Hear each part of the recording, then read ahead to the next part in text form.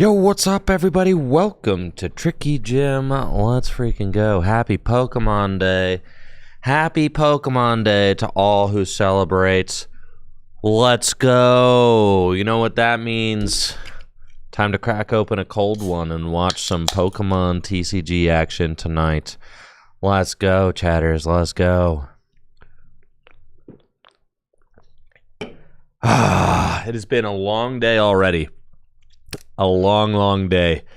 Tell you what, folks, if I look disheveled and a little bit ill-prepared, it's because I finished editing my reaction video to the Mega Pokemon. I finished that 15 minutes ago. So, yeah, so hopefully y'all give that a watch and give it a good old thumbs up on the YouTube. That would be great. I'd appreciate that. As I put a lot of work into it and wanted to get that video out, you know, as quickly as possible, so that the hype around the Mega Pokemon and the release, you know, could get my 2 cents in. So push that video out. Was stoked about that, and now we've got some Gym Leader Challenge to watch tonight, and I'm also stoked about that. Let's go.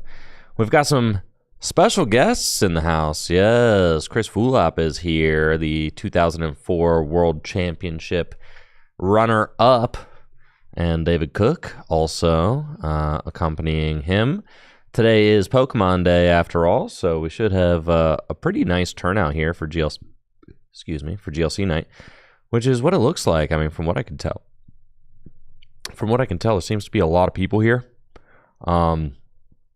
Yeah, kind of looking full, like a full house tonight, folks.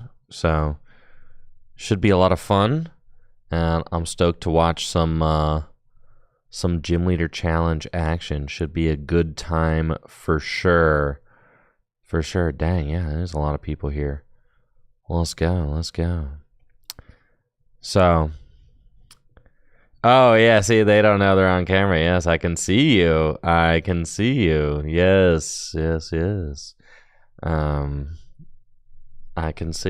Yes, see, the regulars, they know, but the Full Grip League newbies who don't show up every week, they don't know that they're on candid camera all the time at the shop. So that's something that they'll have to get accustomed to. Bring this in just a touch so that I don't have so much headspace going on. Oh, baby. I'm curious how many people we have tonight. It might be our biggest league night for Gym Leader Challenge so far. We do have about 100 players signed up for the Full Grip Games Journey Together $1,000 cash GLC event happening at the end of March. But yeah, this appears to be a pretty sizable league night for us. So that's exciting. The Mega Pokemon are coming back, Mecha Beast. Yes, they are. The Mega Pokemon, they are a-coming. I'm not going to lie, I didn't quite see this coming. I don't know how I got blindsided by the 3 prize Mega Pokemon, but I did. I just didn't think that they would do it again. I didn't think, like, they just did VMAXs. I really didn't think they had it in them to just print more 3 prizers. I really did. I underestimated their willingness to have 3 prize Pokemon in the format. I almost just can't believe it. I did not see this coming at all. Man. They're freaking huge, guys. 360 hit points? All right, now that we're just like getting closer to 400, we're gonna eventually it'll get to 1,000. Give the game 30 more years. There'll be 600 hit point Pokemon. There'll be 1,000 hit point Pokemon. They're just gonna keep going. All right. How many Pokemon do you think that the Pokemon franchise will eventually... Are they going to stop? Are they just going to keep making new Pokemon? Will there eventually be... I don't know. Will there eventually be 10,000 Pokemon? I have a lot of questions. And the reason why is like Pokemon was created and the card game was created, you know, almost 30 years ago at this point. And the game has been evolving and progressing the entire time. You should watch my video on the topic. Honestly, I put a lot of thought into what I was saying in the video I released on YouTube, so I feel like that's a pretty good place to start the discussion. Chris Fulop has got a crazy looking grass deck tonight. Curious to see how that works out for him. He's got some crazy stuff cooking in there. All right. I'm going to need Natalie to let me know who's on the feature match, how many players we got. 32 players tonight, folks. 32 players, dude. 32 players for tonight's gym. Is that 6 rounds? Or are we still at 5? Holy smokes, dude. 32 players for Pokemon Day. That's incredible. And we got Craig and Jack. Oh, we got Craig and who else? Thought it was Craig and Jack. Oh, it's Craig and Ben Morse. Let's go. Craig versus Ben Morse for round 1 of the largest Gym Leader Challenge League night we have ever had here at Full Grip Games, with 32 players. The winner of tonight should get 2 badges. This is crazy. I think it goes without saying that whoever wins tonight, certainly whoever wins tonight gets a little extra gold star on their badge, gets a little bit of extra bragging rights. 32 players for Gym Leader Challenge tonight, folks. That is wonderful. That is wonderful. Love to see it. You love to see 32 players gathered to play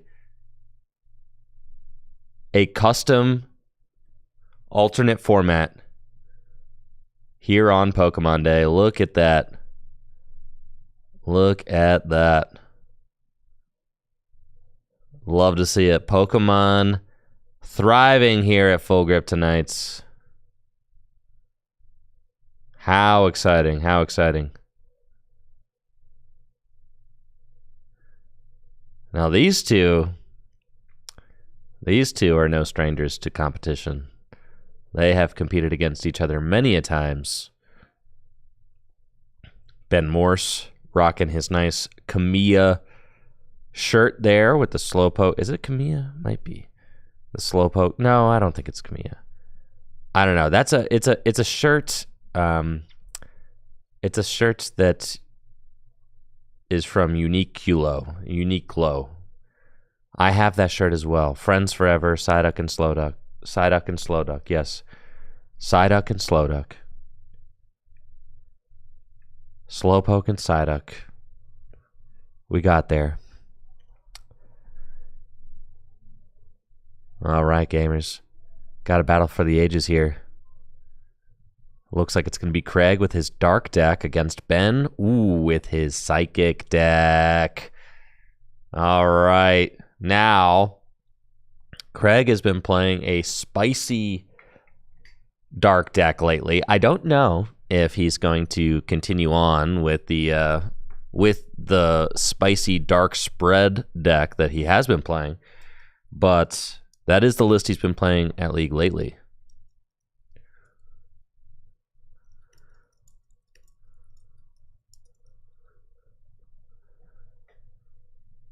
So I expect to see, though I did harass Craig a little bit and told him that the spread stuff is not very good and that he should just play the good cards instead.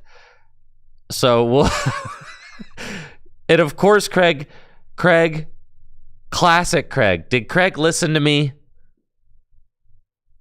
No. Of course not. Of course not.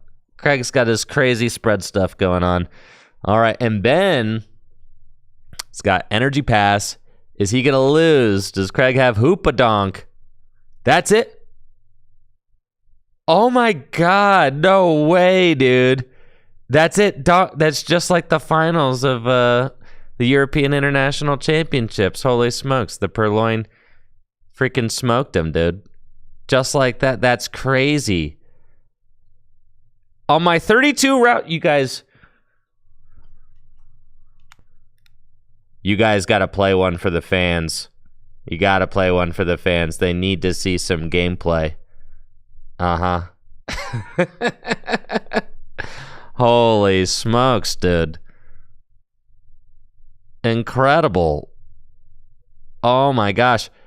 Duskull Pass. Not Duskull Pass, dude.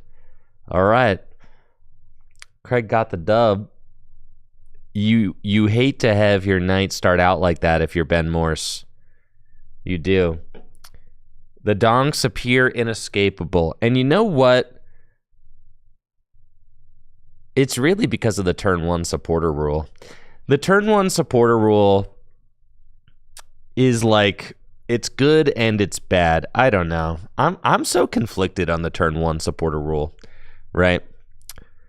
Because in some ways it's like, yeah, you don't want to get your hand disrupted on the first turn of the game going first. But then it's tough because you could get situations where it's like, well, I guess I can't do anything, so I have to pass, right?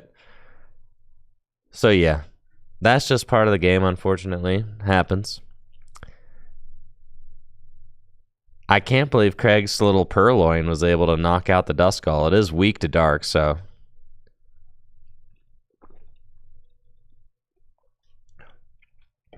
Let's see what our redo match has in store for us. I do want to see what these players are playing. I do want to see them play against each other, so. All right, Craig did put in the Galarian Moltres, so he did listen to me a little bit. Because I have been so upset that nobody at League is playing Galarian Moltres in the Dark deck because that card is so good. It's insane. All right, so Craig going first this time. Got a Darkness Energy, 2 Galarian Moltres, and we'll use Ultra Ball. And he's eyeing up Guzzlord. Just get that thing into play. Yeah, Guzzlord's pretty good. Guzzlord also resists Psychic. I mean, Guzzlord is like very difficult for the Psychic deck to deal with. Very difficult. It's one of the reasons that the Dark deck has such a good Psychic matchup.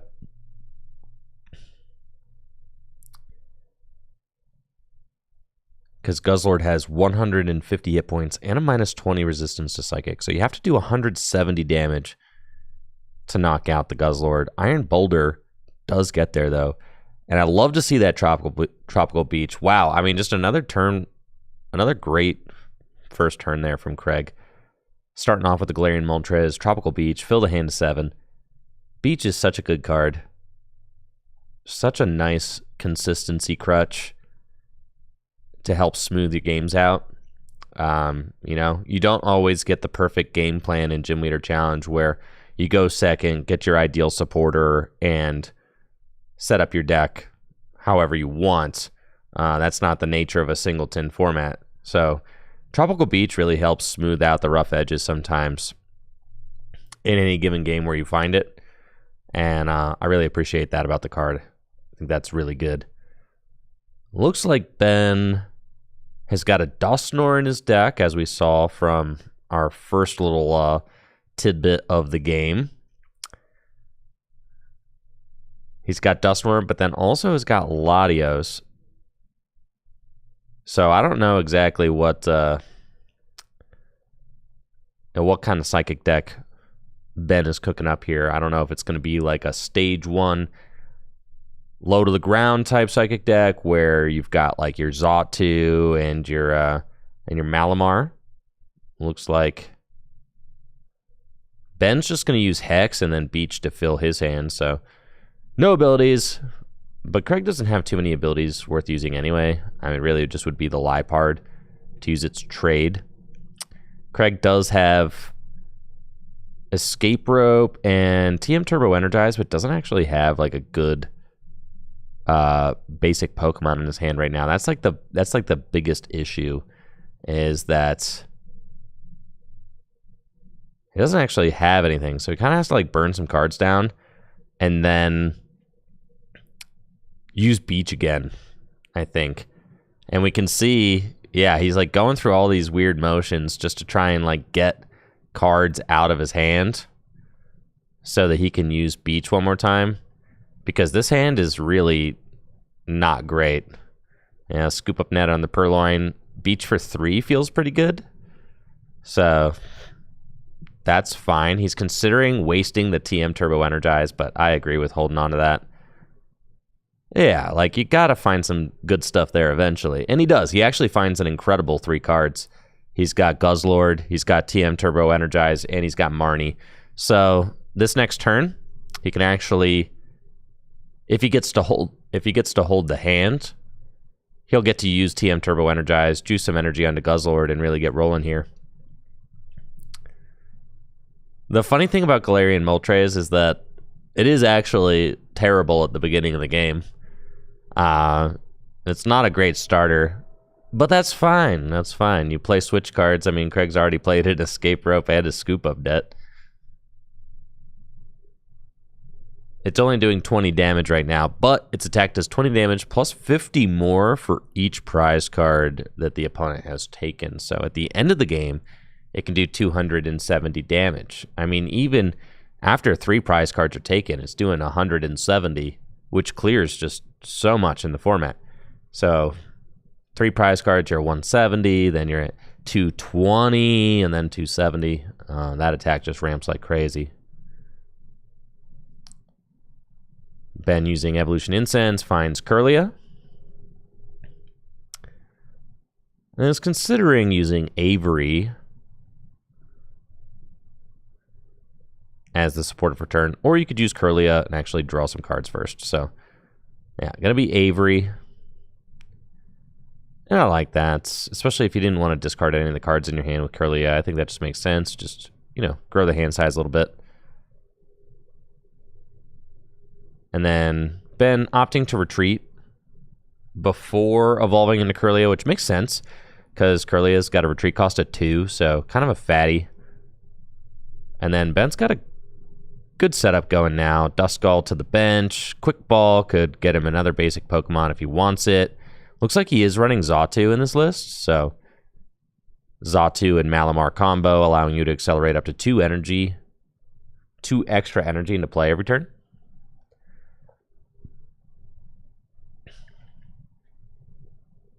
Ben's also got that Galarian Moltres, so maybe playing a list that was similar to Alex's list that he won with a couple weeks ago.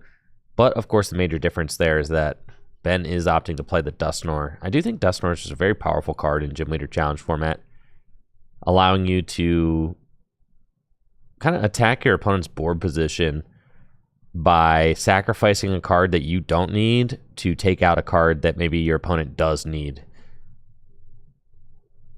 That is the challenge of it, though, is that you have to set up this Pokemon that you don't necessarily need. But that's the thing about Dusknoir, is that you can kind of just passively set it up as the game goes on, and then you can use it at any point to just trade 1-for-1 and attack your opponent's board state. So if your opponent has a Bibarel set up, for instance, and you want to use N to disrupt their hand at the end of the game, you can use Dusknoir to knock out the Bibarel, and then end your opponent to a low hand size. Those kinds of things are what make Dusknoir so good in Gym Leader Challenge formats. 130 damage goes a long way in this format.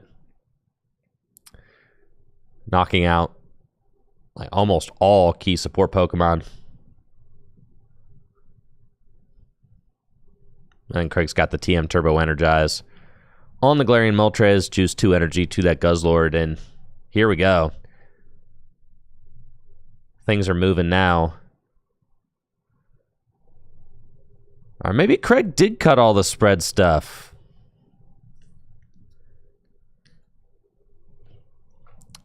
Now that I'm getting a better look at this list, maybe he's just playing the good cards. I think so. Oh, I'm so proud. This is incredible. Just the good cards. You love to see it.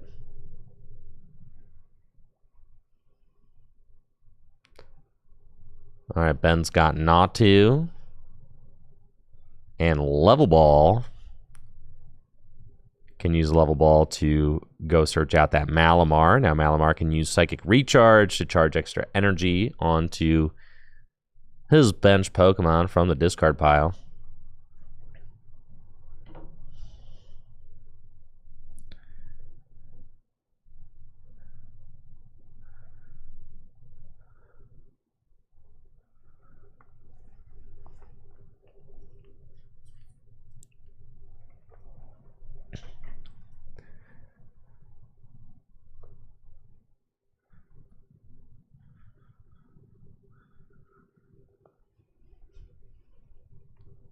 Been really weighing where to put the Psychic Energy. He does have Iono in hand, so that's going to give Craig a fresh 6 cards. Here we go, Iono. Single card to the bottom of the deck. And then 6 new ones.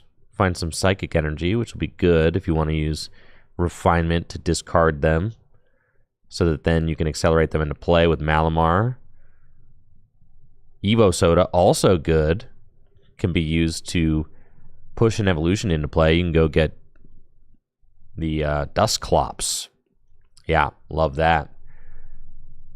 And now, I mean, Dusclops, one more evolution away from being able to attack Craig's board position. You can use the Dusknoir to go 1-for-1 with Liepard, and that's really nice, right? Because you don't want that Liepard to be there, giving Craig extra cards throughout the game. But you don't necessarily want to spend a turn attacking the Liepard because you want to just target down Craig's attackers every turn. So that's the kind of stuff that Dusknoir allows you to do in Gym Leader Challenge. It's just so good being able to target 2 things at once with your turn.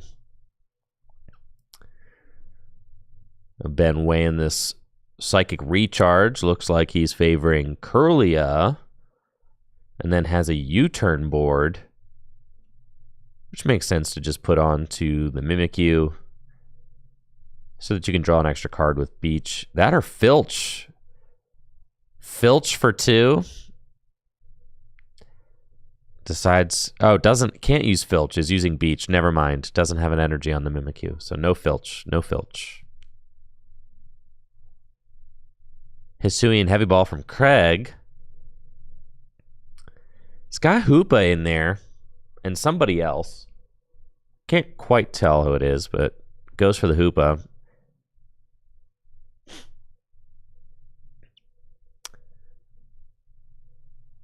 And both players are fully set up. You know, I'm feeling pretty good about both players' board states right now, but oh, Craig's still got the spread stuff. All right, he's still got the spread stuff. I know, because I saw the Rule of Evil Weavile. Craig just can't quit that Rule of Evil Weavile. He likes it too much.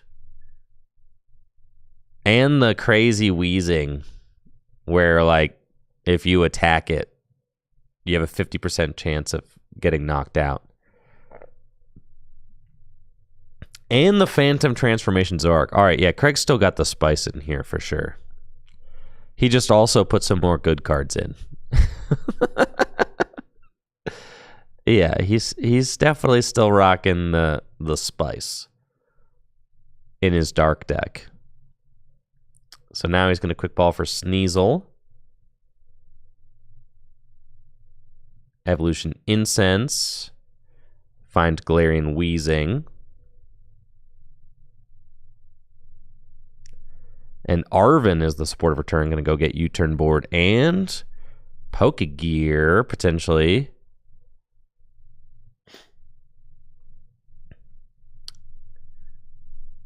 No, never mind.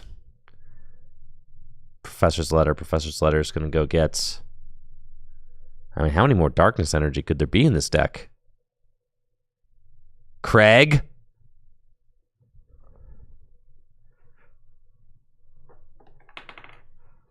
Stupid, Craig. Stupid. Stupid.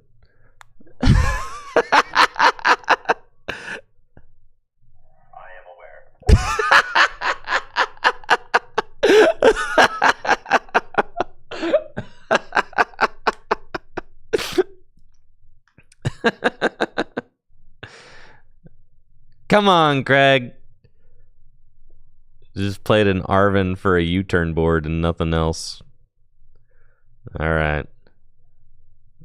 Gonna retreat into Galarian Wheezing. And use that Severe Poison.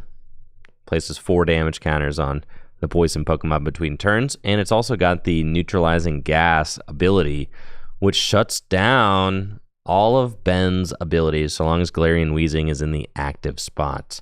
Ben does have a large hand, though, and is set up, so could potentially...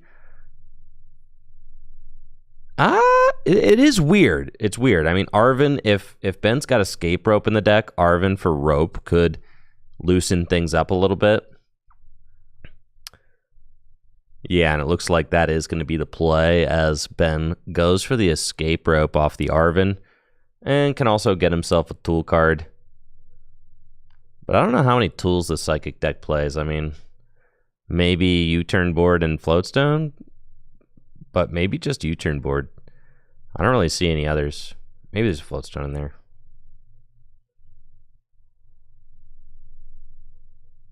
That is it. So Arven just for Rope. And Ben must be going back in.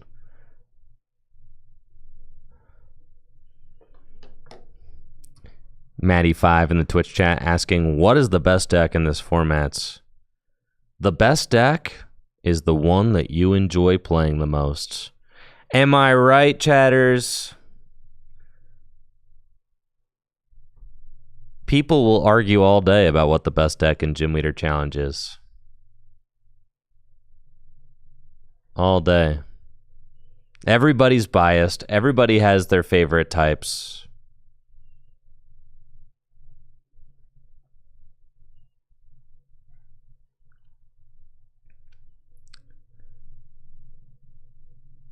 Curlia's Refinement. And then Ben does have Mysterious Treasure, so he could use Mysterious Treasure, discard this Battle VIP pass, get it out of here, and then go get Dusknoir. And then Ben could actually use Dusknoir's Curse Blast to knock out the Wheezing if he wants to, which is kind of funny.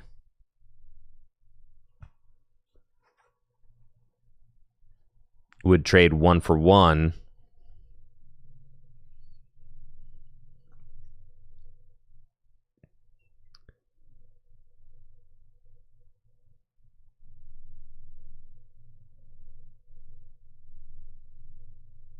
Yeah, Escape Rope there is definitely clutch.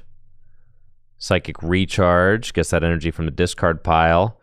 Yup. And Dusknoir's Curse Blast going to knock out the Wheezing on the bench.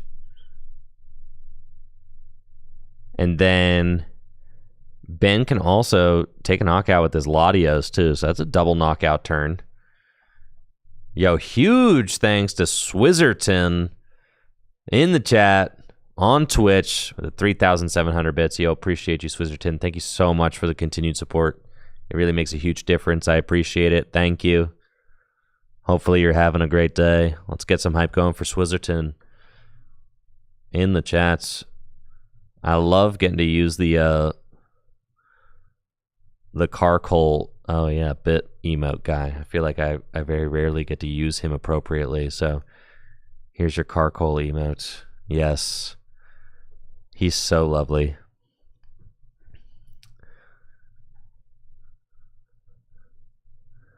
So yeah, double knockout turn here from from Ben. Latios has to discard all energy. Does 180 damage. Craig gets the U-turn board back. And now has to respond, right? I mean, obviously a Guzzlord this turn would be huge. So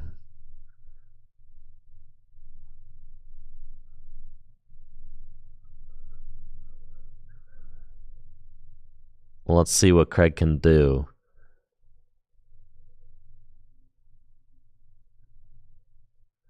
Can he do anything? He's got Guzman Hala. So he's got the knockout with Guzzlord. He's just deciding what to discard.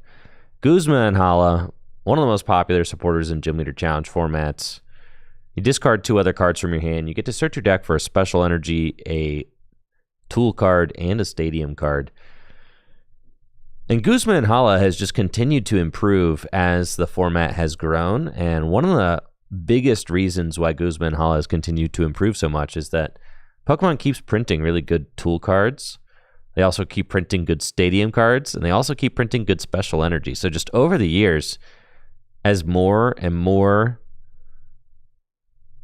stadiums, special energy, and tool cards get printed, Guzman Hala just continues to get better. And the thing is that Gym Leader Challenge is a singleton format. So being able to search out the exact tool, the exact special energy, and stadium you want in a singleton deck is just a very powerful effect.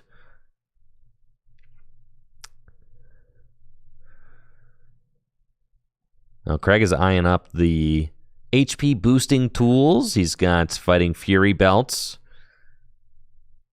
He's also got Hiding Darkness or Double Colorless Energy to choose from. So it looks like Guzman Hala, no stadium to grab. We'll get Fighting Fury belts and Double Colorless Energy. This Guzzlord's about to get really chunky. There we go. DCE. Use the Sableye real quick. You don't need that ball guy, Craig. Ditch it. Sableye allows you to look at the top card of your deck, and you can choose to either discard it or put it back. Love that little guy. And then here comes Guzzlord Red Banquet. 2 prizes, 130 damage. ×2 for weakness. Taking a huge KO there. But Ben is set up. And we'll see if he's able to respond. Starting off with the Refinements. Finds N and a Psychic Energy. He's got Rescue Stretcher. So it could bring something back. Yeah, it's just like Iron Hands.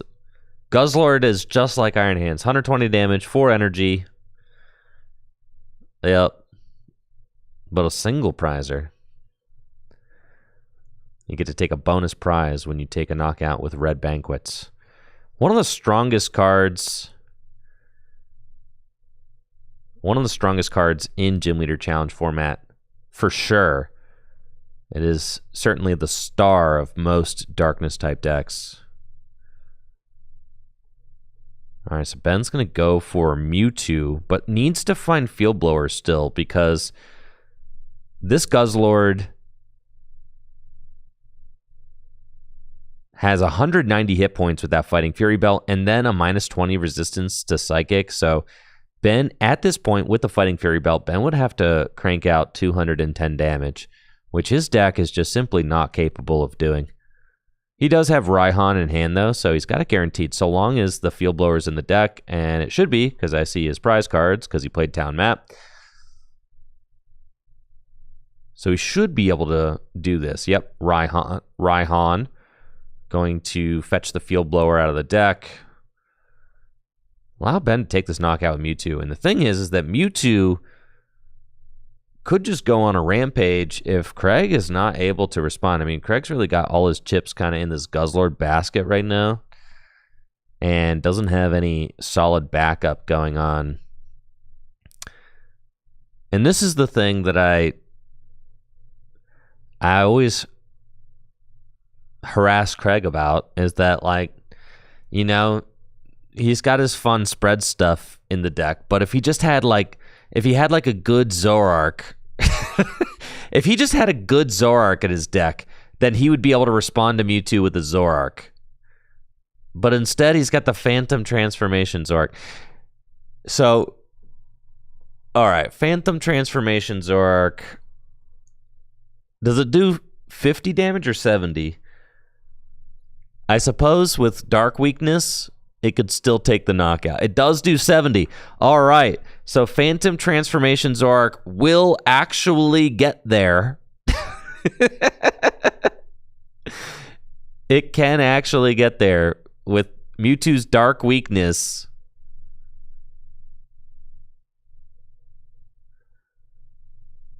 Oh, and Ben gonna get crafty and Field Blower his own U-turn board. And then when it leaves play, it comes back to his hand, so he can reassign it to his Mew. Mysterious Tail Mew. All right, Mewtwo got the Limit Break, knockouts. And Ben gets to take a prize card, going to choose the Psychic Energy. What does Craig have to respond? Rescue Stretcher, holy smokes. Raihan, oh my god. Dark Patch, Dark Patch, Dark Patch. Beast Ray, you've got no energy in your deck, Craig. Dark Patch, Dark Patch, Dark Patch. Yes, yes, yes. This is so nuts. Yes. The Guzzlord's coming right back, baby. Let's go. This is the kind of gameplay I like to see. Dark Patch, Raihan, Twin Energy. Sableye, kablam, Red Banquet, back-to-back turns. You thought you had Guzzlord down, but no, he cannot be defeated. Now, Craig still has no... Craig's board state still sucks. I'm going to be honest, though. He still has no Liepard in play. He still has no backup attacker. He happened to just have it all in his hand this last turn, but you can't...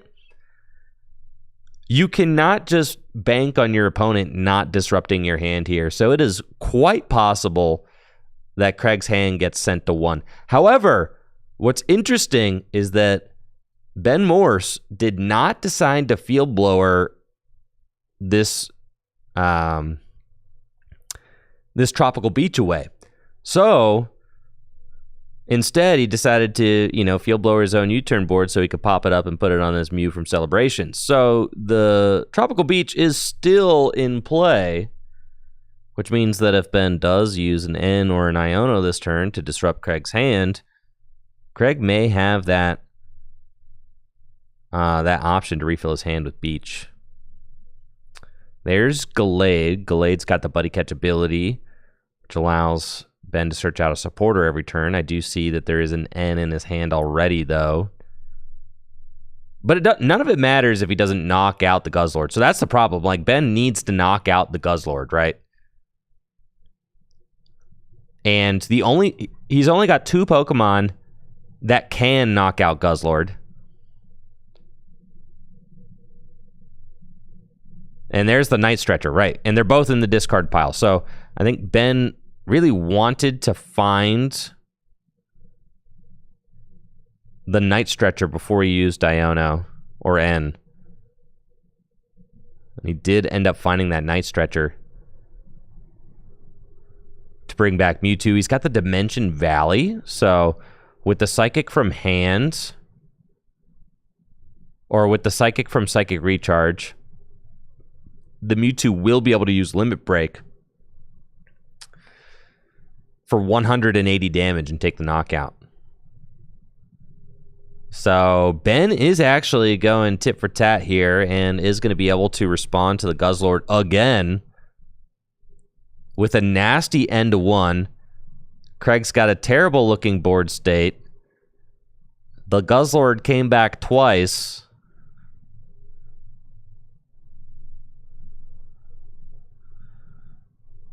Now Ben's going to use Buddy Catch to make sure that he can continue pouncing with this Mewtwo even after the Guzzlord goes down. Mysterious Tail does have access to the entire deck at this point, so Ben's just going to flip the deck over. You get to look at the top 6 cards and then choose an item card to put back into your hand. Going to use Pal Pad. Shuffle a couple supporters back in. Things are looking real bad for Craig. There's almost no way. I don't really agree with... I guess? All right, so Ben's getting... Maybe Hex is to stop Galarian Moltres play, because all Craig needs is Clara and, like, one more energy, and he could attack with Galarian Moltres. So that is... It's an option. Galarian Moltres could always just clean the game by itself. But Craig's got no Liepard. Where is the Liepard? Psychic Recharge to the Mewtwo. And here we go. Mewtwo, Limit Break. That's a KO. 180 damage. Minus 20 for resistance. 160. What does Craig have? Ooh, it's not looking great. It can use Sableye to look at the top card of the deck. I don't think Craig's got any Pokemon with 70 hit points or less in the deck right now. No. It's all looking bad. I think the last prize card is Liepard. That or Liepard's just been on a vacation.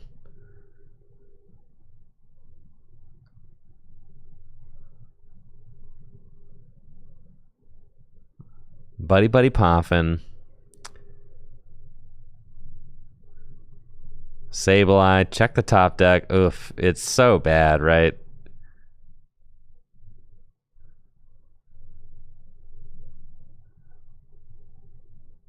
It's so bad. And really, Ben has got Craig on a 2-turn clock right now. So he's going to go retreat to Zorua, pass, and now Ben's got access to his entire deck. Can use any supporter he wants every turn with Gallade's Buddy Catch ability.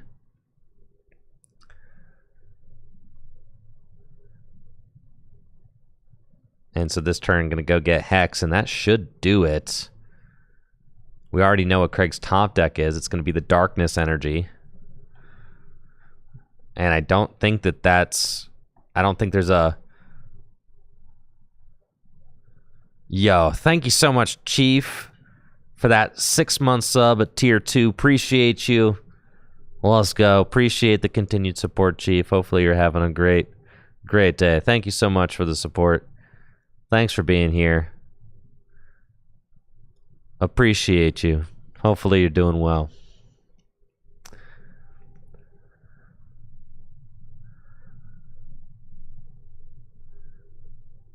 So yeah, we already know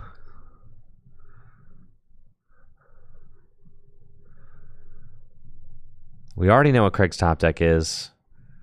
So at this point, Ben is just trying to solidify his board position, I think. I don't know what the point of retreating the Mewtwo was, but it's fine, I guess. Hex Maniac. Moves the energy back. Darkness Energy and Disable. But then Ben's got Energy and Guzma. And that is game. Craig, no Liepard. Well, Liepard was in the deck the whole time, but never wanted to come out to play. So sad, so sad.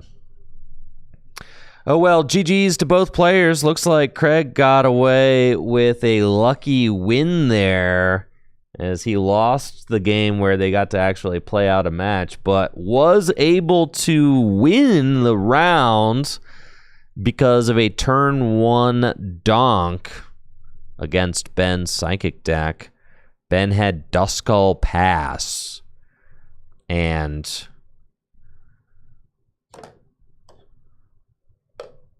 Craig was able to take an instant KO.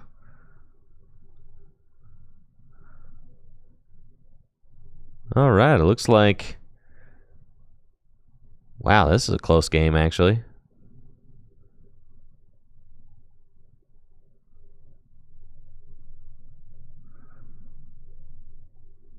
That should just be game, though. I think Divinity's got it. I think so. Unless there's something here I'm missing. They haven't scooped up the cards yet. Looks like 1-1.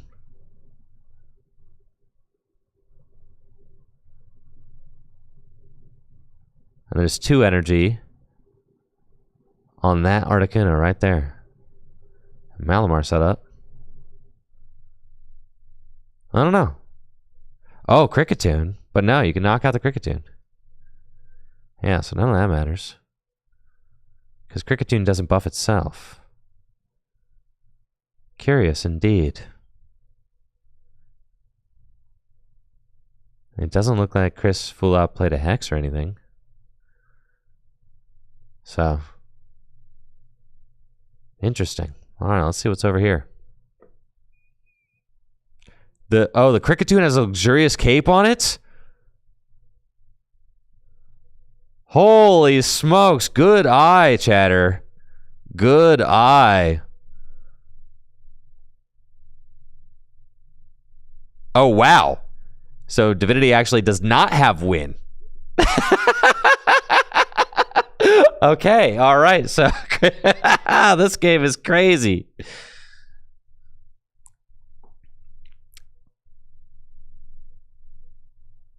And there's only 1 card in Divinity's deck. Okay, well now I'm invested. Oh yeah, how is this one gonna end up? Memory skip on Ralts?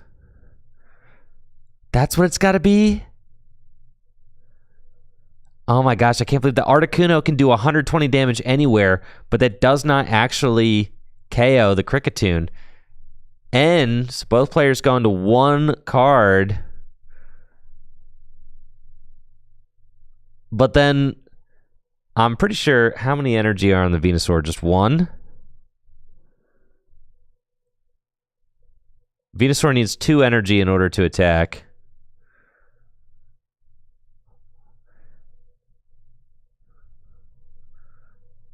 Oh, things are going to get a little hectic here. This is sketchy. Memory skip. The Genesect cannot attack.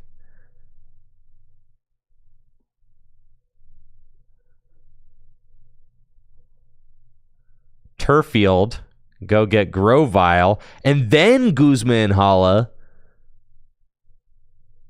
But Venusaur only doubles up basic energy attached to it. Not special energy.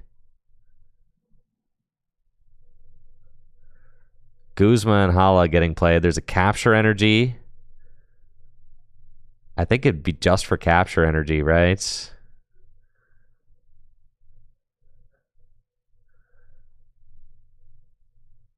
But Divinity is like not in a position to be able to win either because the 10 damage on the Shining Genesect doesn't actually get her anywhere. So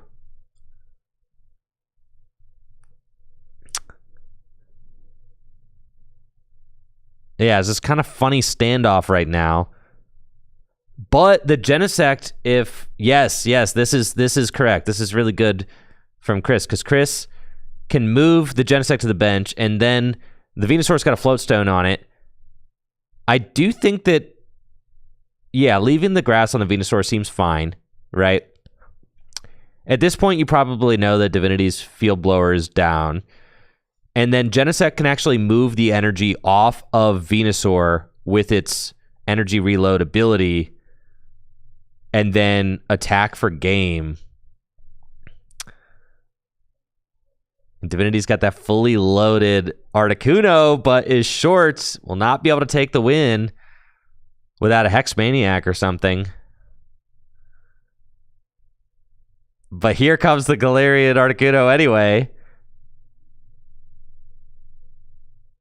120, where's it going? And then Energy Reload. Chris Fulov getting the win. That's crazy. Oh my God, that game was nuts. Yeah, that game was awesome. That game was so sick. GG's, GG's, GG's, GG's. That was an awesome game to catch the end of. That was sweet. All right. You know, someone bumped my camera. Yeah. Don't you dare bump my camera. Let's see what Fran and her opponent have gotten into here. I think these players are in time. So I don't know. I don't know what turn of time it is. I think they might be in time.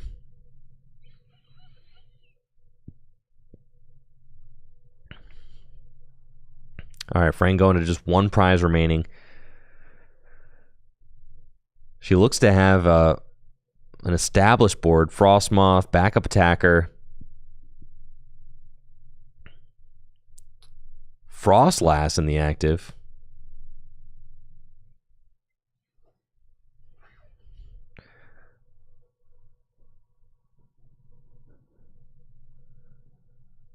Apparently we were one player shorts of 6 rounds tonight, but I don't know that we would have actually pushed to do the 6th round because the league night starts at 7 p.m. I mean, it's already going to be a long night.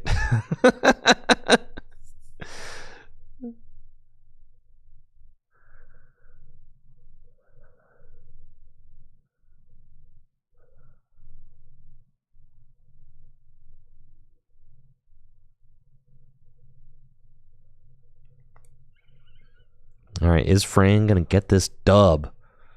Cynthia, drawn 6. God, I wish I were out there playing right now. This is sick. Luxurious Cape, but that Pokemon has got 130 damage on it already, so long as Fran can take a KO,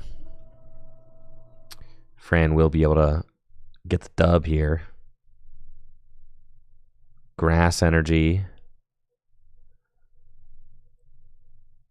with Voltage Beats.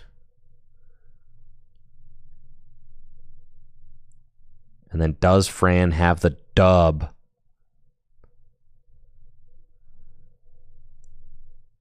I do wonder if Fran knows that you can actually knock out your Frostlass to do 140 damage. But there we go. Drizzile, Guzma. That should do it.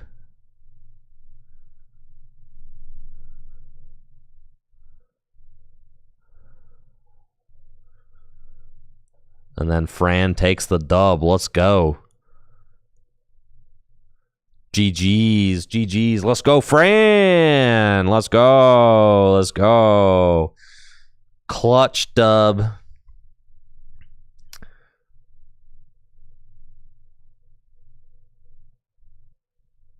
Clutch dub for Fran there. All right. That is just one of 5 rounds. We've got a 5-rounder tonight, folks. And with 32 players, let's do some quick maths and figure out what our prize payout's going to be tonight.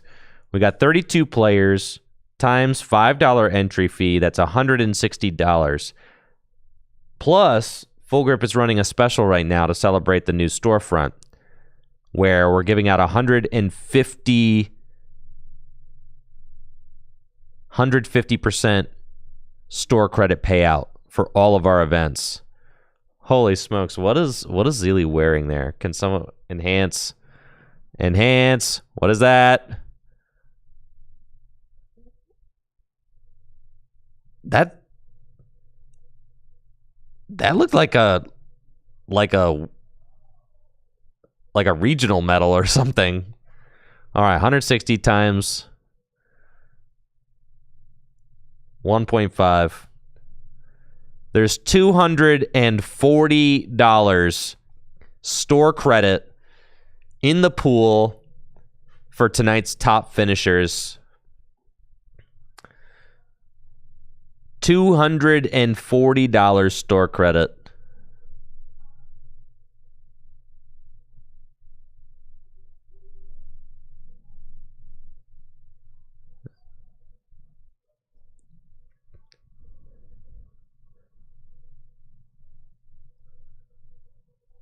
Yo, Teal of Fortune in the chat. I actually released a whole YouTube video on my thoughts on the presents this morning. If you want to check that out, it's on the Tricky Jim YouTube channel. We got David Cook versus Joe DiMaggio. JD. Should be fun. Round number 2. The Full Grip Games Gym Leader Challenge League Night. 32 players. Our largest turnout for Gym Leader Challenge yet. Very excited to see. Huge night here today at the shop.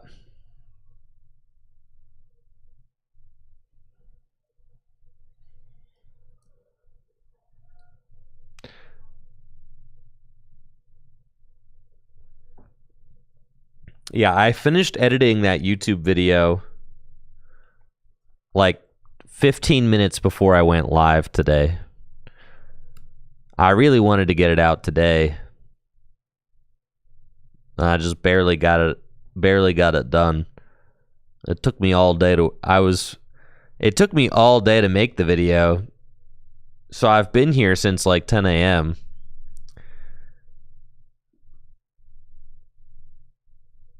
And now we're working the late double.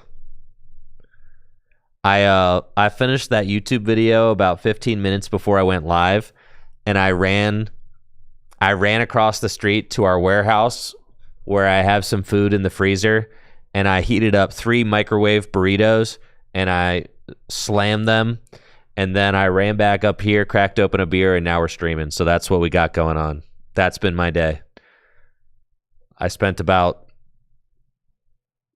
7 hours straight working on the YouTube video today, and then I came straight here, microwave burrito and GLC. Let's go.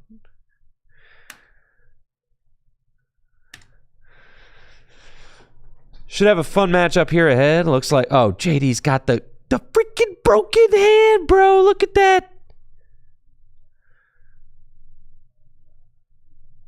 Look at this broken hand. JD playing Psychic. David Cook playing Colorless. And the Battle VIP Pass. Yup. Turn 1. Greed always pays, folks. Greed always pays. That's right. If you're not greedy, then you can't open the Turn 1 Battle VIP Pass going first. That's right. Forget all the times that was a dead card in JD's deck. Right now, on stream, that card is popping off. Battle VIP Pass.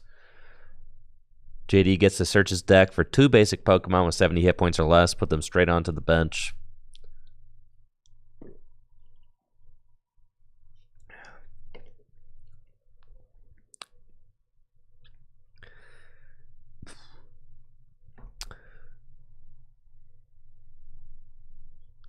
It's Battle VIP Pass and Pass.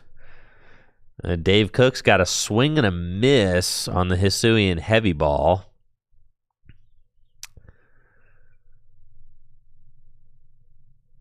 And we'll see if Dave's got anything else going on in his hand. Beautiful Bidoof. No! Not just Bidoof Pass. No! All right, Hex, and this Bidoof is doofing, dude. For 10.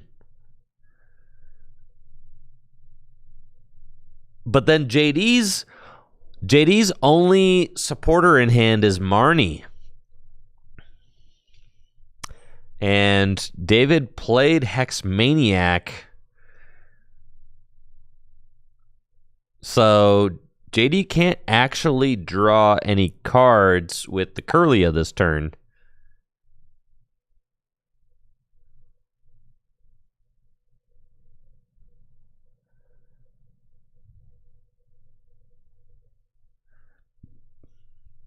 And JD doesn't even have any energy in hand to be able to use that TM Turbo Energize or anything. So kind of a funny decision for JD to have to make. Do you play the Marnie here?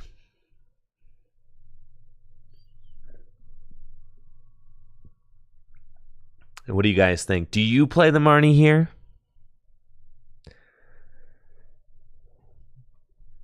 Chatters, do you Marnie this hand? Ah. Ooh, Trainer's Mail off the top. You almost have to go Cynthia and Caitlin. It feels terrible. Right? You can't get Nest Ball. Like, what is that doing? You could you could Nest Ball for Doduo, I guess, right? Oh, that doesn't feel good. I feel like it's gotta be Cynthia and Caitlin, right? Oh, they all feel bad, but like, yeah, I agree with Dave here. All right, I like the Cynthia and Caitlin grab. There is something to think about with the Nest Ball because you could either go get a big Pokemon, or you could go get Doduo. I think I did see that David's got Dodrio in his hand. So Cynthia and Caitlin will net David 3 cards, and he'll get the Hex back. So that's not like the worst thing. I think I like ditching the Boss here over the Jet. I really think you want to keep that Jet. Town map is not going to be great, but Rotom Phone, if David gets to survive a turn, Rotom Phone will stack the deck. So here we go. Rotom Phone. Look at the top 5 cards of the deck. Uh-oh. How are they all bad? David, how are the cards all bad, dude? You gotta stack Evolution Incense, I guess. No, dude. No. This is not what you want. Thank you, Sepenin, for that Prime sub in the 15 months. Appreciate you. Thank you so much for the continued support. Appreciate it. Thank you. Ay. All right, here we go. Another Bidoof attack. Oh, this Bidoof is going ham. 10 more damage. Oh, and JD finds Cynthia off the top. This could spell trouble. I think if I'm JD, I don't like that. I prefer using Cynthia and then Refinement, because you could have drawn into a Psychic Energy to then Refinement away. I think that's like, I mean, there's Battle Compressor, I guess, so like he's not worried about getting the Psychic Energy into the discard pile. I think that's a with a hand like that, I think you just Cynthia. I don't know that there's something that necessarily warrants digging for that would have been better than just using the Cynthia, because you want to Cynthia and then you want to Refinement after the Cynthia to give yourself a bigger hand afterwards. So I think I would have liked to see JD hold off on the Refinement until after the Cynthia. Thank you, Jaeger, for the 28 months. For the 60 months. Yo, thank you so much, Jaeger, for that sub. Appreciate you. Thanks for the continued support, Jaeger.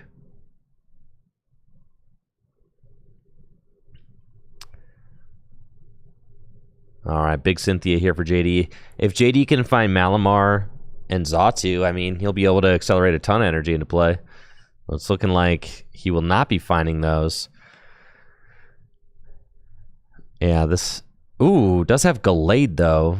I mean, can use Buddy Catch next turn. So, I mean, at this point, JD will be able to fish out whatever supporter he wants from the deck every turn.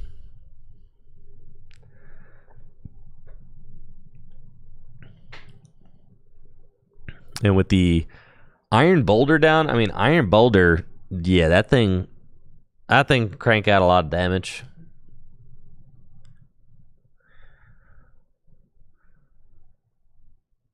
All right, David's got the Evolution Incense, knows that that is coming off the top of the deck for Bibarel, but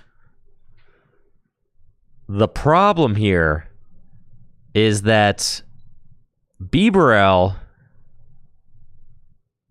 oh, he's looking like he is, you know, I don't know that he can get it done by himself, okay? Bidoof has put in a lot of work so far, 20 damage. But Bibarel is surely going to get knocked out soon. And David's hand is like almost jammed. I mean, he can special charge the Jet Energy back in. So maybe he was seeing in 5D when he discarded the Jet Energy because he was like, oh yeah, I'm going to end up using this. He could Hex again, right? And that's the thing, is that David actually could Hex again.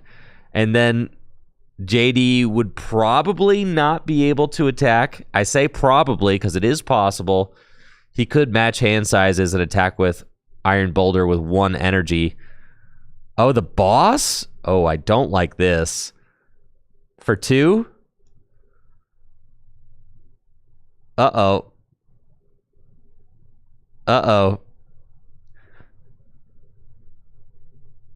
Go for it, Dave. Yes! No. All right, because now I don't know if JD plays Guzma and Hala in his deck, but if he does play Guzma, he probably plays Guzma and Hala. Oh yeah. If there's one thing I know about our league goers is that they love Guzma and Hala. But yeah, JD does see the D Valley. All right, so in order for JD to win, he fails. There is no Guzma and Hala in there, but we did see that Dimension Valley is in the deck. So in order for JD to win here, he's got to use Research, find the Dimension Valley, attach a Psychic Energy to Iron Boulder, and then match hand sizes with David. And then if he can do all of that, then he'll be able to take out David's lone Bibarel. And I gotta admit, this Bibarel has stuck around way longer than I expected it would.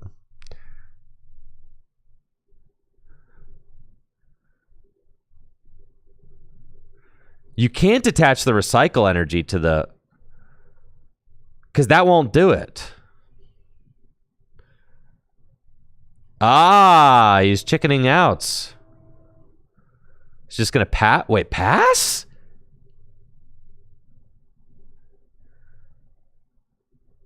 All right, now David's hand is terrible. How is it so bad? How are there so many bad cards in David's hand? How is it this? It's got to be like Escape Rope, and then you're looking for incisors for 1 angle. Oh! Another Pokemon.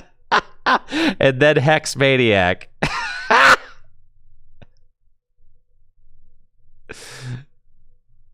Right? You like kind of have to Hex. That, or you Mallow and Lana this thing.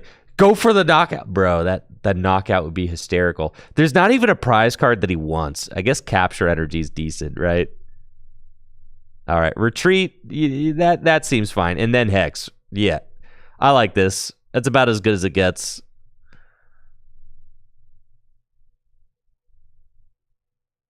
All right, so David's got a 3-card hand that JD has to match in order to attack with Boulder.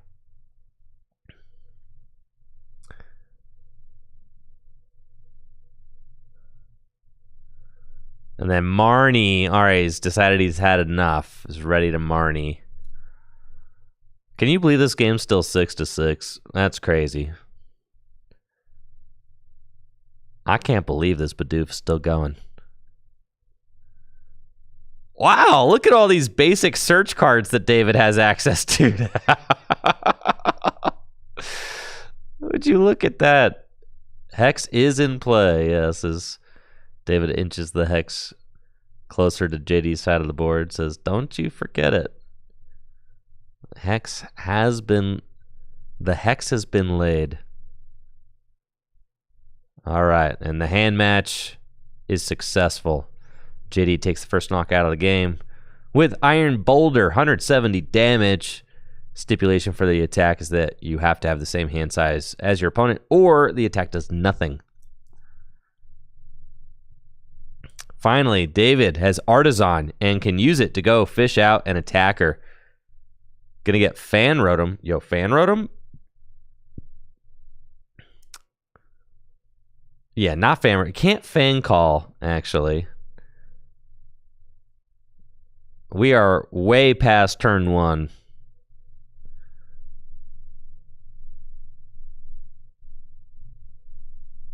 But at this point, David's playing from so far behind that it is really tough. Not behind in prizes, but behind in, like, everything else. Yeah, I don't hate the Skwovet grab, because you could just throw this hand to the bottom of the deck and go see some more cards. But, like, the crazy thing is that, like, where are the ball cards? We need Nest Ball, Quick Ball, all that. Like, that's stuff that we need to be able to see. I think if you're David, you just got to accept that this Boulder is probably not getting knocked out this turn. I don't think that there's any way to make it happen. I really don't.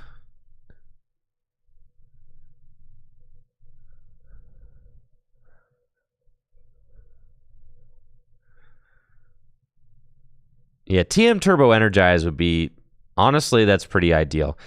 TM Turbo Energize, you could even TM Turbo Energize with Bibarel, and that doesn't feel bad, right? Yeah, I think that kind of seems great. Yeah, TM Turbo Energize with the Bibarel. Juice up a Snorlax and say go. Yeah, you don't like necessarily want to discard any of these cards in your hand, but you just got it. So you Guzma and Holly, you discard the Energy Lotto and the yeah, and then you Pal Pad the good stuff back into the deck, and then you just go. 100%. No?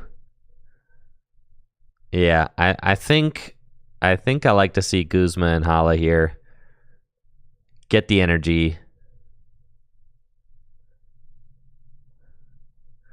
I think you pretty much have to commit to using TM Turbo Energize. Ooh, Luxurious Cape on the Kangaskhan doesn't feel like great. 2 cards off of Bibarel. We got a Versus Seeker. Oh, man.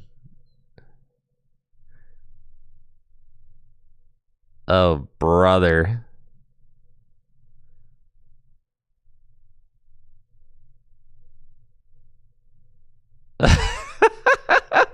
Energy Lotto.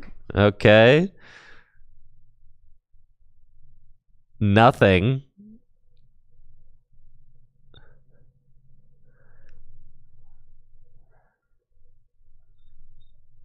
So where are we going here? You got Rainbow Energy, you got Guzma. Oh, man. David's hands are giving me anxiety. Look at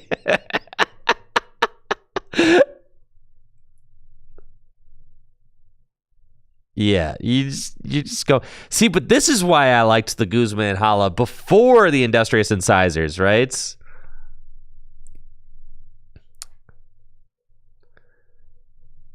Yeah, I kind of wanted to see that.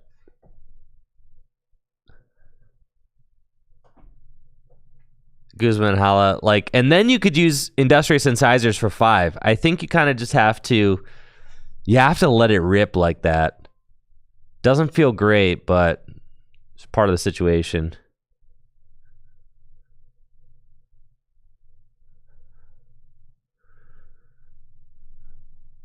Yo, and the U-turn board? All right. Kangaskhan, he's schmacking. 120 damage. Rally back. Cause I ain't no hollaback girl. I ain't no hollaback girl. Few times been around that track. And it's not just gonna happen like that, folks. Well, let's go. Rally back. 120 damage. But the boulder plays on.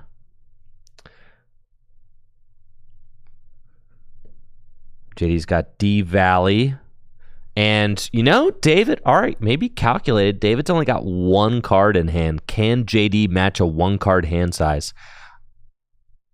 I don't actually know. That'd be kind of crazy if he couldn't.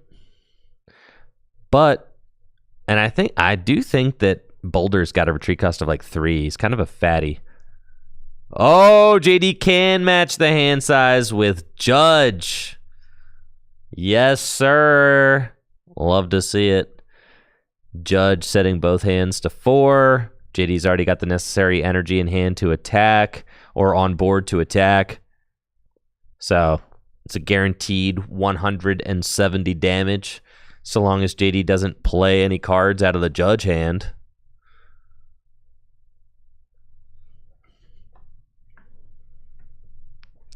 Yep, I'm pretty sure you just hold all those. And then swing.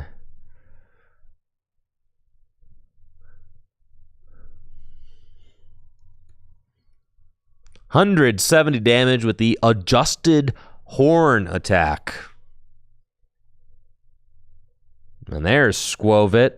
Parallel City, also a great play right here. Force JD to discard 2 Pokemon. That would feel really good.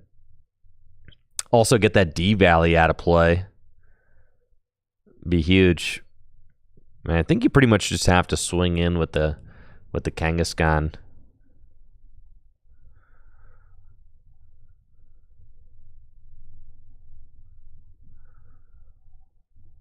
Definitely want to see that parallel get played. Maybe David's thinking, can I parallel away my Kangaskhan? Like, that's probably what's running through his mind right now.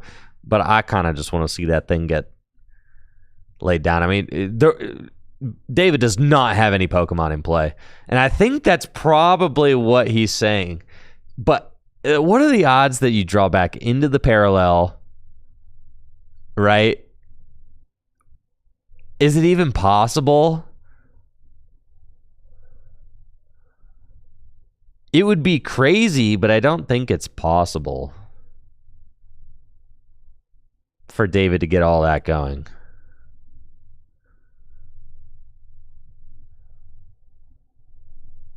Wait, does he have Colress in hand?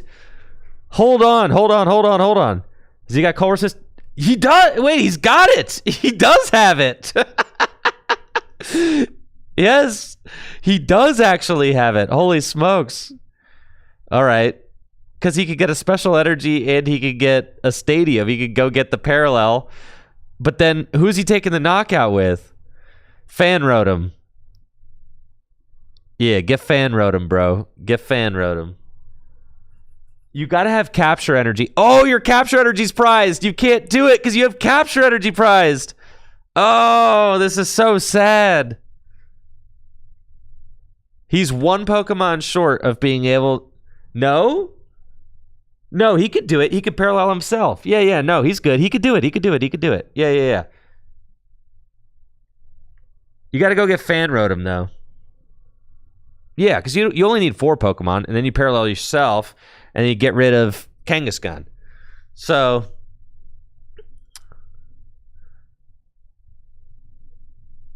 you'll get the Fan Rotom. Poke this thing to death.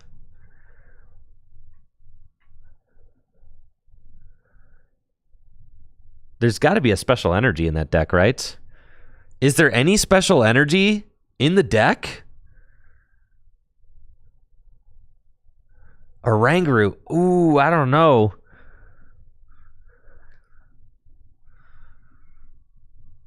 And Colress's Tenacity.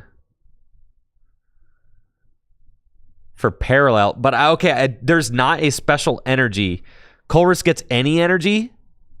Ooh, Colress gets any energy. Okay. He should not. So now he's asking to take back a Rangaroo. Because he realized that Colress can get any energy. He should not have gotten...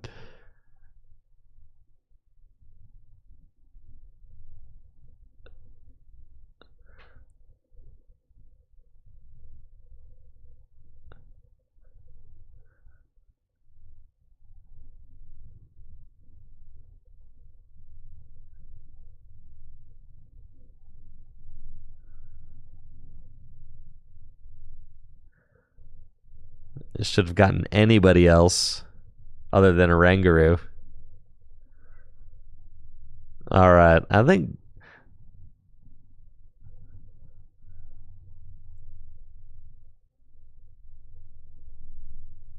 David do got to watch his pace of play a little bit. Yeah, I think I probably got to say something. David, you got to watch your pace just a little bit. Pace of play. Yeah. Give it a warning.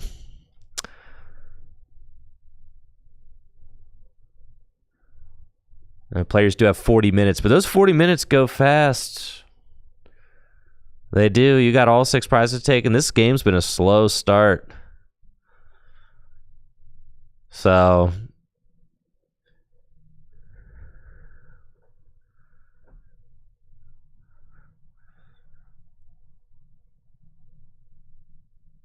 So now David is way. Do I take the knockout or do I retreat and get this thing out of here? It looks like he's going to go on the defensive.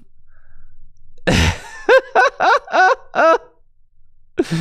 then just parallel himself. This is so crazy. Like, I respect the defensive play, but can you win with this line though? Is like my biggest question, right? Can you actually win with this line?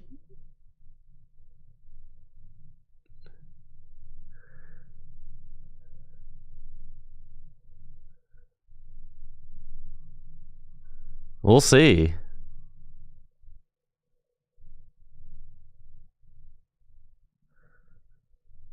Yeah, players are competing for $240 store credit tonight. I'll ask Natalie what the prize payout is.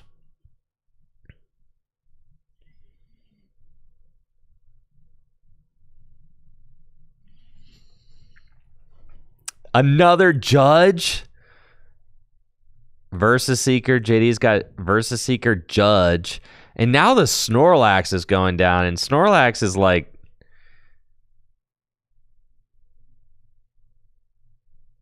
the best attacker in the deck.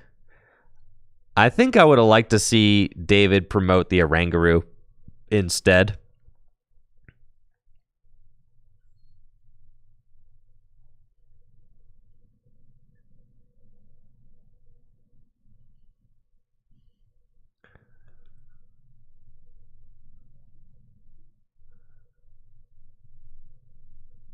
Four and 4, adjusted horn, knockouts.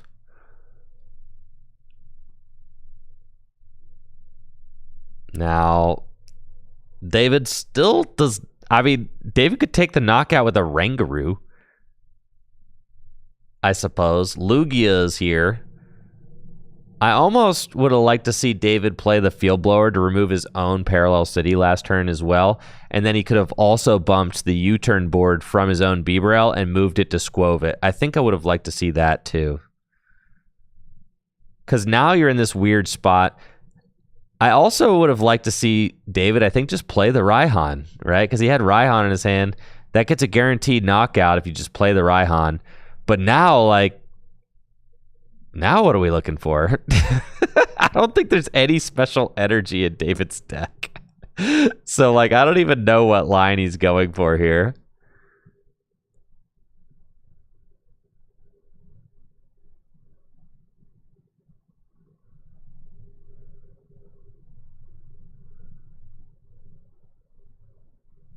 Yeah.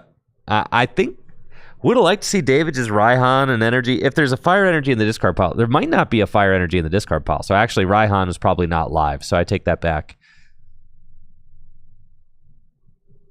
And that actually, I feel like, is the worst use of. Oh yeah, no, the field blower just going for the opponent's U-turn board because you at least want to use it on your own U-turn board to move it to the Skwovet. And then you probably also want to bump your own parallel too, because you'd like to bench another Pokemon like your Snorlax or something.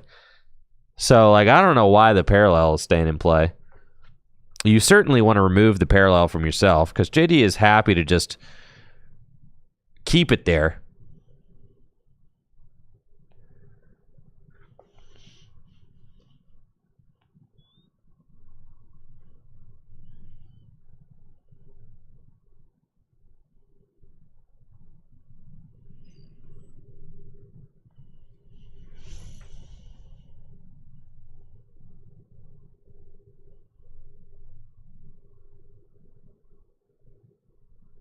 I think David's just going to scoop. Yeah. Tough one there. You got to respect the scoop at this point.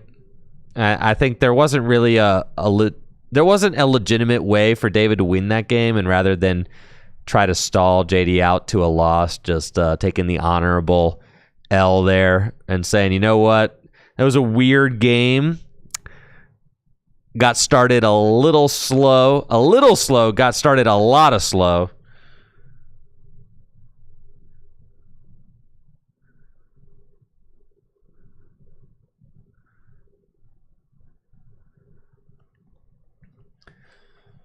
GG's to David and Joe. David and JD. GG's. All right, JD advancing to 2-0 here at the shop tonight. What else do we've got going on? Is Fulop cooking again with his grass deck? What is Alec playing? Alec has got his grass deck. Fulop's got his grass deck. I am interested to check out how things are going for Fulop here, as Chris does not usually make it down for League Nights, let alone Gym Leader Challenge. And, you know, for an accomplished player such as himself, world's finalist, obviously, national champion, I always love seeing his takes on different formats. So this is fun. It looks like he's got Sceptile in the active, just absolutely going in.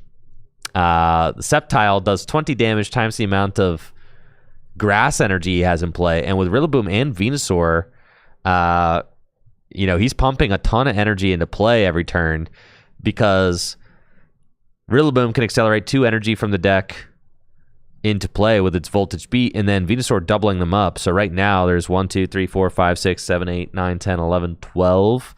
12 energy in play. That's 240 damage with Sceptile. Holy smokes. Is that correct? Yeah. Holy smokes. That's 240 damage with Sceptile. That adds up way too fast. Why did we ever stop playing Sceptile? Sceptile is broken. This is crazy, dude. Why did we stop playing Sceptile? We should have never stopped playing Sceptile. That card is nuts.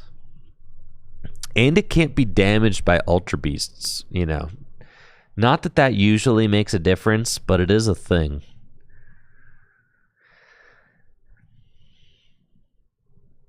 Looks like this is a close game, though. 2 to 3 prizes, so certainly coming down to the wire. This is a good one.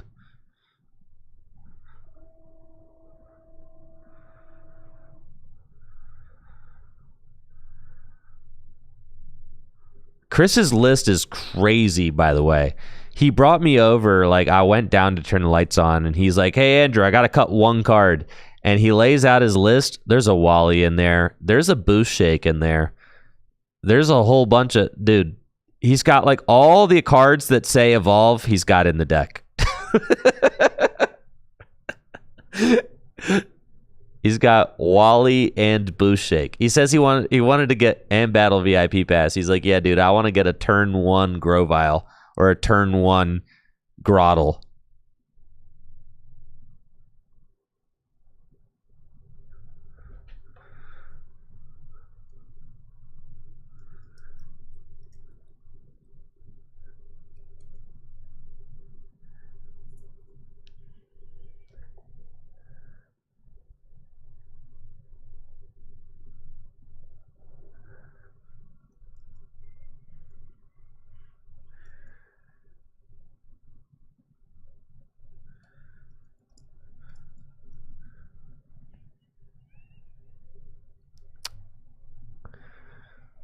Okay, 2-2 prizes. Now, Chris has got fully loaded Genesect with luxurious cape. It's 230 HP.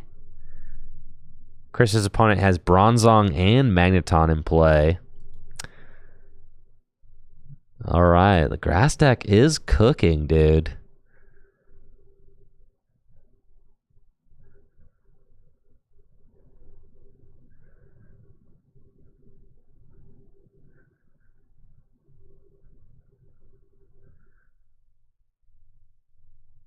The grass deck is moving. This is crazy. Chris full up 2 close games in a row. Looks like he's gonna get out of here with another win.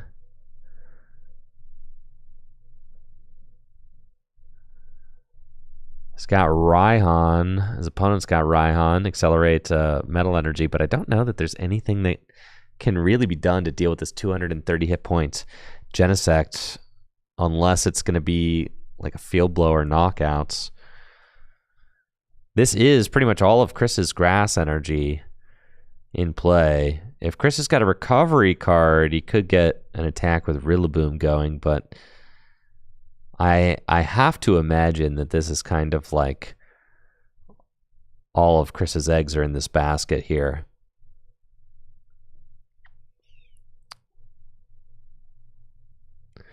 Donnie on YouTube asking, will I ever get to play in GLC nights? All right, Chris gets the win. Let's go. GG's, GG's, GG's. Donnie asking on YouTube, will I ever get to play in Gym Leader Challenge nights? Maybe one day. Maybe one day. The thing is that, you know, the setup, it requires a lot. It requires a lot to run. It's not that hard, all things considered. I mean, I've got it set up nicely so that it's just, you know, it's pretty plug and play. But like, am I gonna get somebody to run the channel for me? You know, I don't know. You never say never, you know. I would love to play in a league night one night.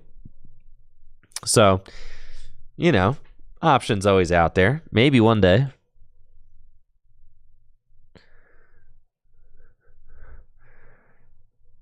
Record and do a rewatch the next day. What? So then I just play on stream every round?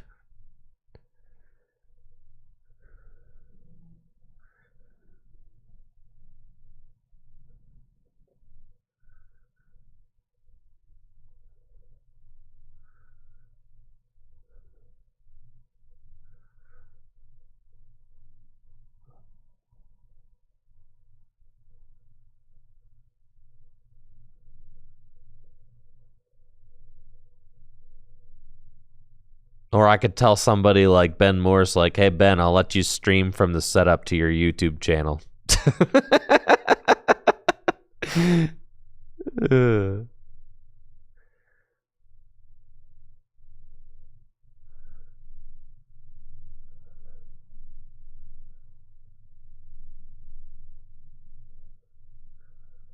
Yo, Jesse says, you ever want to play and show me the controls? Yeah.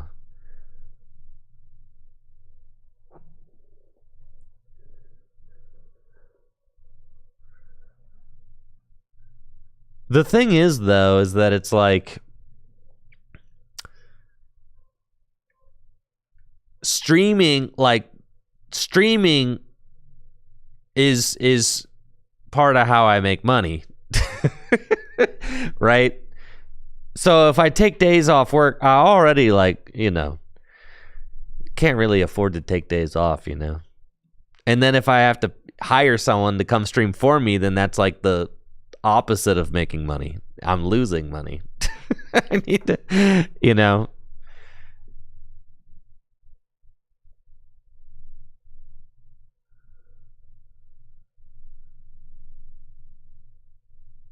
I wish that it wasn't just, I wish that I didn't have to be logistical about any of this. I wish I didn't, but you know, it's part of the deal.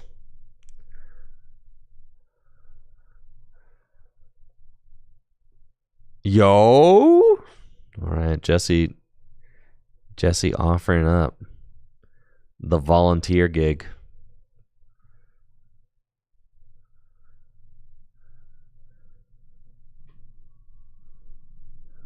Yeah, if Jesse's volunteering, then that's a strong possibility.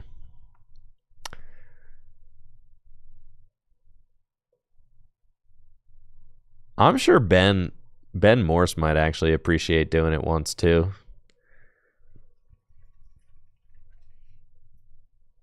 We'd have to see.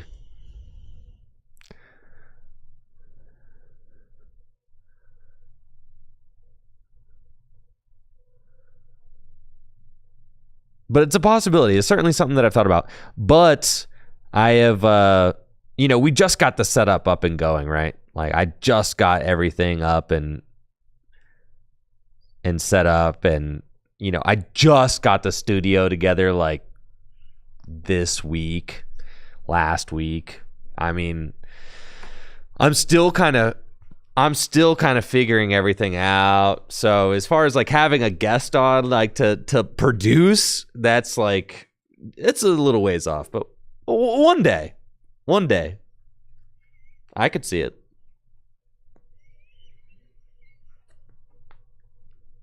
I could see it.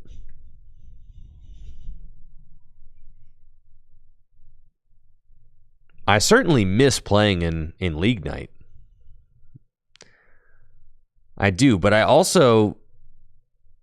miss playing in League Night, but I love this. I mean, honestly, what a joy to get to produce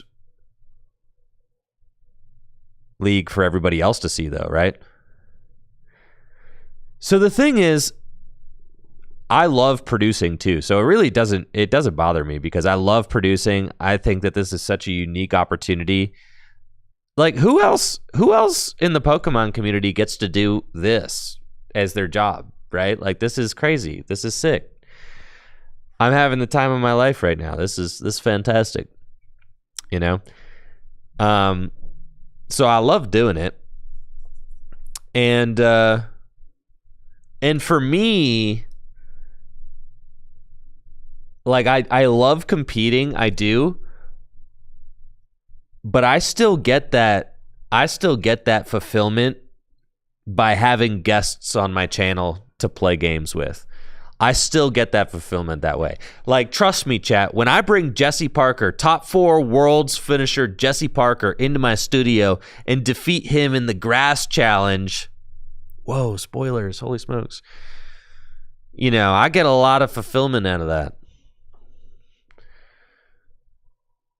I do.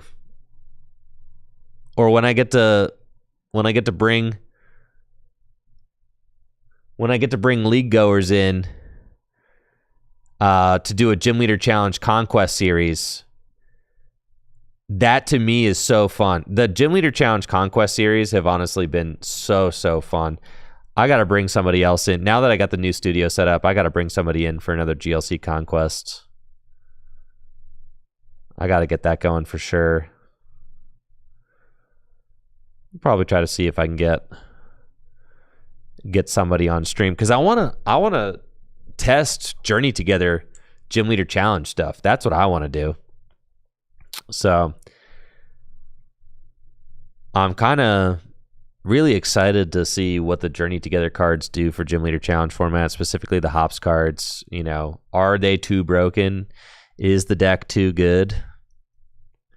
I want to play Wailord too, for sure.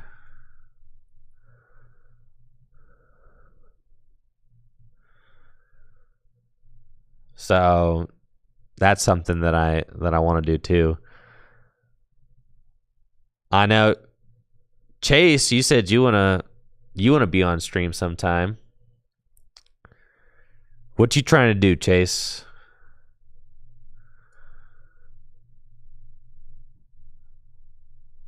Try and do a post-rotation conquest or something? That could be fun. Alex has not done a conquest with me. Alex Carpenter. He has not done a conquest with me, despite the fact that I've told him he's got an open invite any day of the week. That's right, Alex.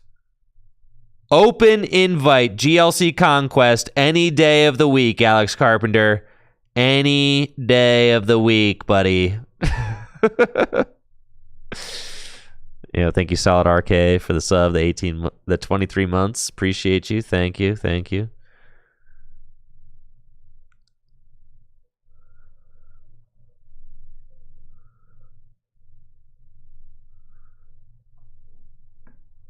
All right, folks, going to be a long night, so I'm going to take this opportunity to go to the restroom real quick while they're getting ready for the next round. I'll be right back.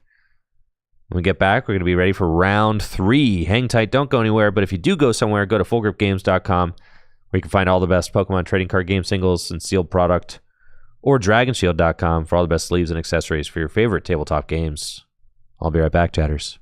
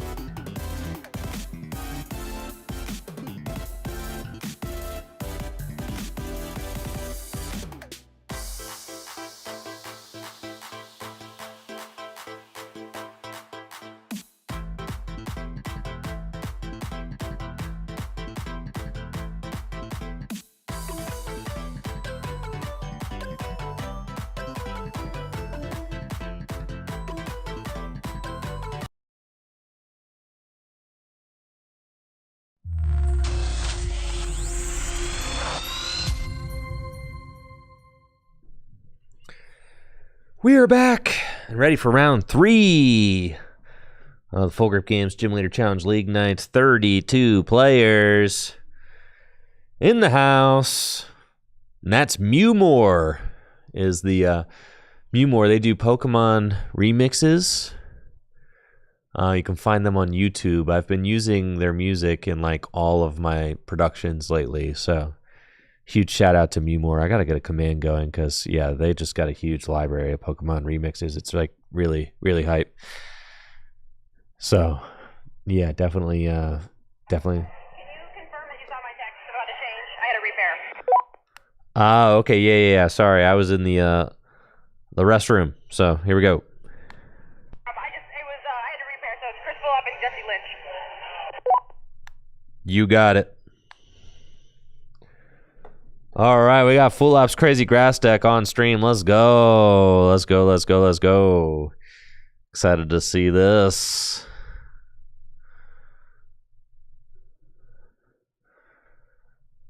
Chris Fulop. World's finalist in the house.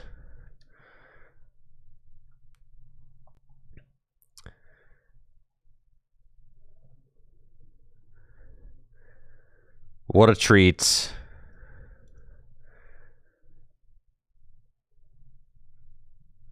Always a treat when Chris comes to town. Let's go. All right, Chris Fulop against Jesse Lynch.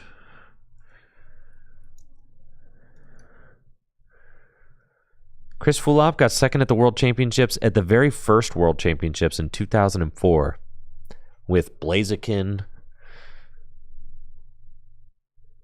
He was the fellow who lost to the Magma deck. Yes. And he actually had a good pretty good Magma matchup in the finals. He just kind of drew bad. So, unfortunate for sure. He's also a national champion. I think it's 2007 national champion, I want to say. So, yeah, U.S. national champion, I think 2007. And then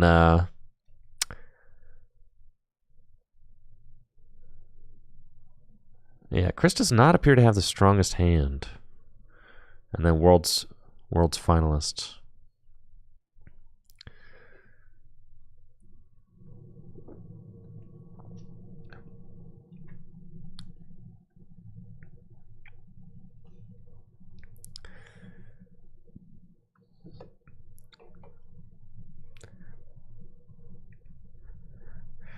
All right, round 3 underway. Let's get this thing going. We've got Jesse Lynch on the left playing Dragon against Chris Fulop. And Jesse's got a pretty scary hand. Double Dragon.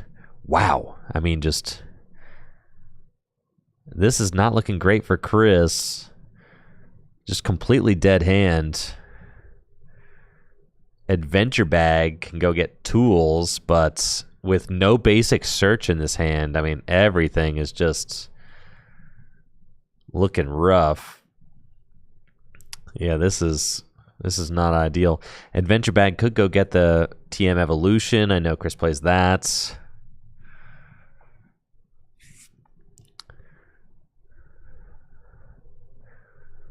But with Grookey being the only basic Pokemon, I mean, really just not great.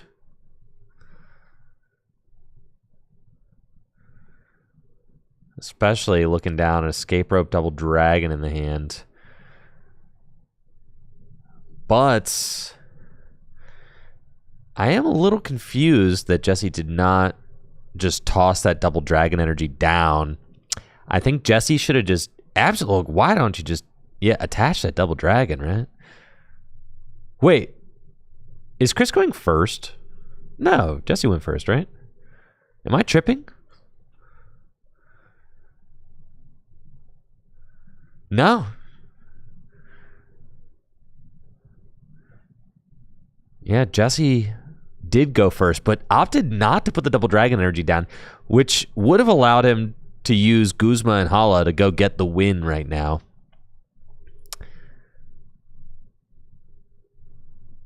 Because Reggie Drago would have the Double Dragon on it, and then you Guzma Hala for any other energy, and then just go win. So a little bit confused at the lack of playing the Double Dragon. I mean, maybe if you're worried about Enhanced Hammer or something, but like grass, you don't usually have to worry about Enhanced Hammer.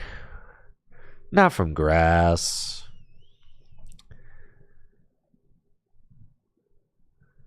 Buddy Buddy Poffin. Fetch out 2 Pokemon with 70 hit points or less. Put them onto the bench.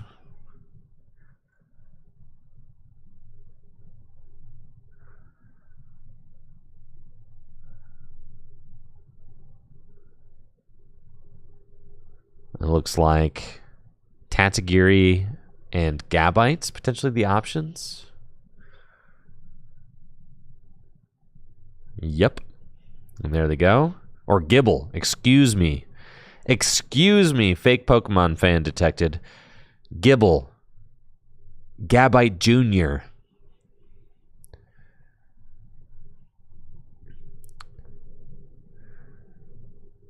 And then Jesse's got double dragon energy in hand. And Chris has got to be somewhat relieved that his opponent didn't just slam down all the cards he needs to win. So, like, at least there's that. Just a pass. Wait, what is going on?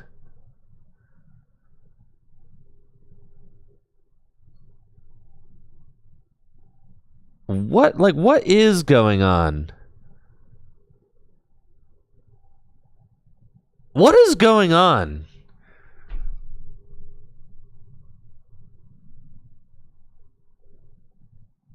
I've got questions.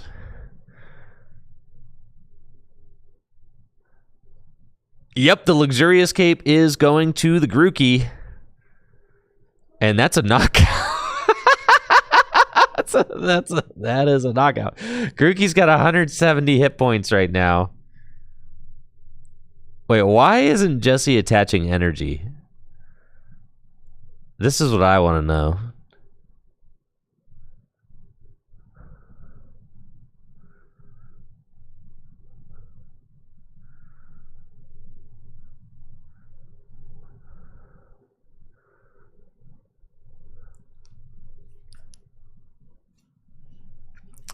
All right, here's Ultra. Wait, Ultra Necrozma does 170. All right, and can you tag call for Guzmahala? Get Silent Lab Floatstone. He's reading it. Yeah, it's 170. Uh-oh.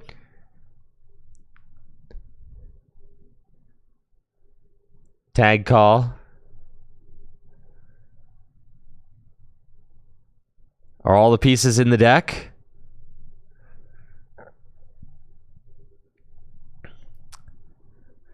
For Guzma and Hala.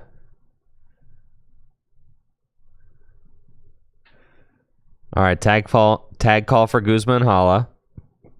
And then Guzma and Hala. And we'll discard Arvin and teammates. Floatstone. Silent Lab. U-turn board. That's game. He's got rope already. It's true.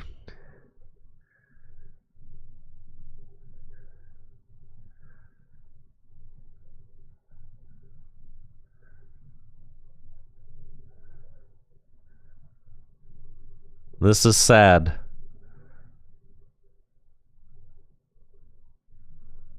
I feel like all three of our games so far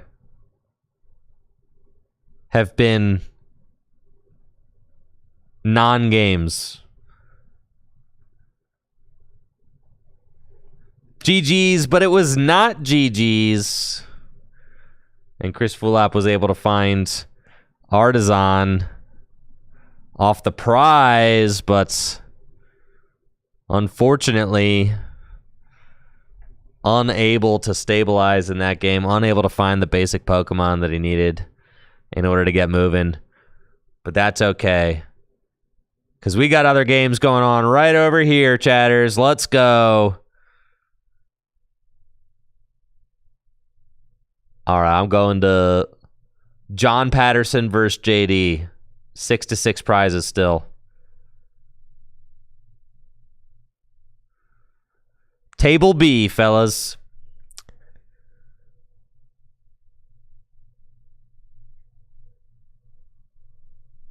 Table B. Let's go.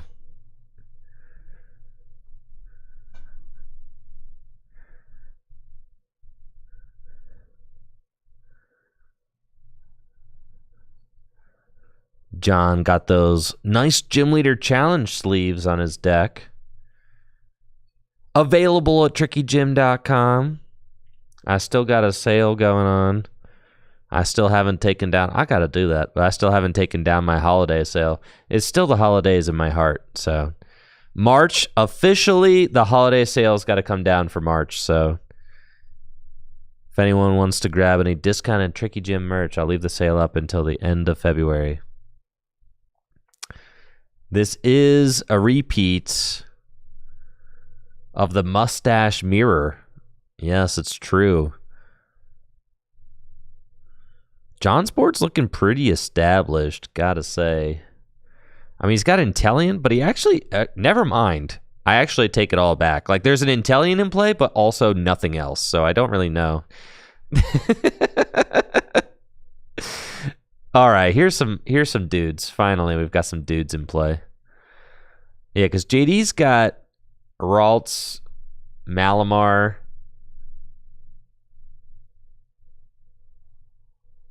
and Xatu. And I think is that a Necrozma, maybe. 2 energy on it. Yeah, the Necrozma from Unified Minds. All right, John. And then John's got Guzma. All right, so like playing the handout is here. All right, John's actually going nuts here. Maybe his supporter was already played for turn.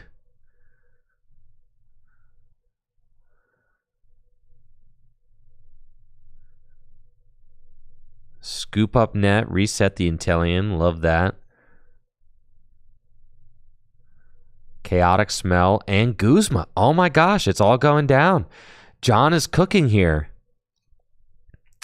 And then Frostlass has got this attack that allows you to put up to 7 damage counters on it, and it does 20 damage times the amount of damage counters you put on it. Frostlass has got the Spiteful Sigh attack. Spiteful Sigh. Put up to 7 damage counters on it. And the attack does 20 damage for each damage counter you placed in this way.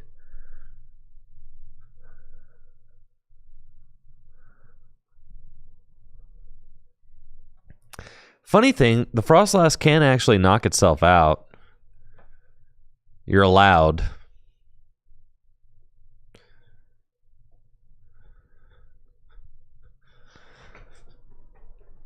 So it is a card that could create sudden death situations.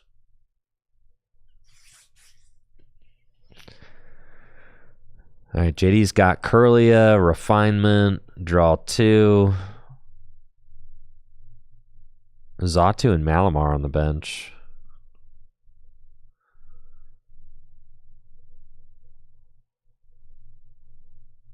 Mysterious Treasure, discard Tulip.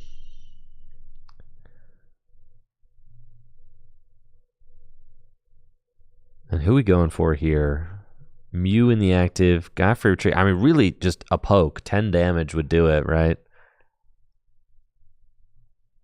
So JD doesn't need a lot in order to keep this trade moving.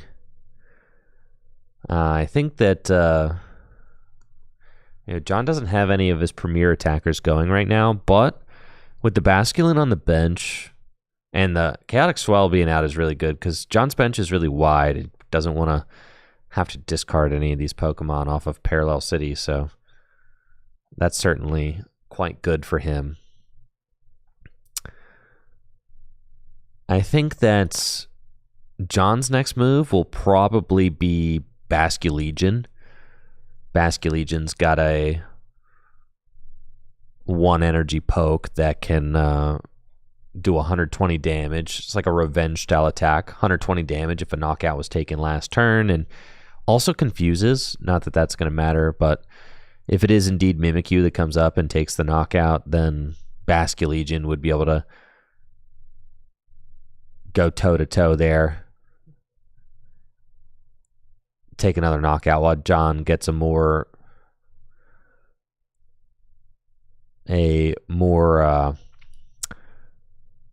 bigger attacker going. Something meaty. John's going to need something like a good attacker, you know?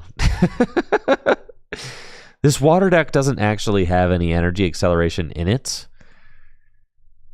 So you're going to want to, at some point, try to get a Pokemon going that isn't going to get one-hit KO'd. Oh, Escape Rope is funny.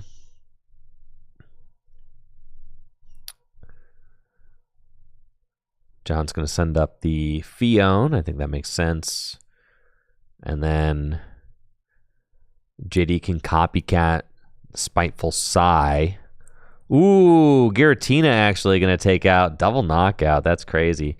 Giratina's Distortion Door finishing off the Frostlass on the bench. And we see now, I think it was a little greedy of John to take out the Giratina with the Frostlass, because you could have used Frostlass to take out a support Pokemon, and then you wouldn't have had to put 7 damage counters on the Frostlass, leaving it with 10 hit points left. So I think I would have preferred to see John target down the Kirlia, or like the Ralts, or like the Malamar or something, you know, one of those guys, so that he didn't put himself in this compromising position now where JD's going to be able to take a double knockout. Yeah, that's really tough. That is tough for sure.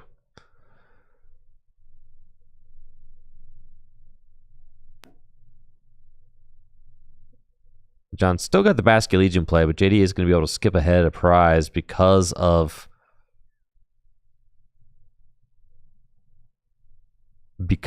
John's putting that Frostlass down to 10 hit points remaining, leaving it open to the Distortion Door play. And it's like, the crazy thing is that, you know, John's the one. Wow, JD playing an item card after the knockout was taken. That's crazy. I didn't know that there was an end phase in the Pokemon TCG. Second main phase. I enter my second main phase, and I'd like to play Hisuian Heavy Ball. Yeah, the second main. I was not aware of such things. All right, John's got Shady Dealings though.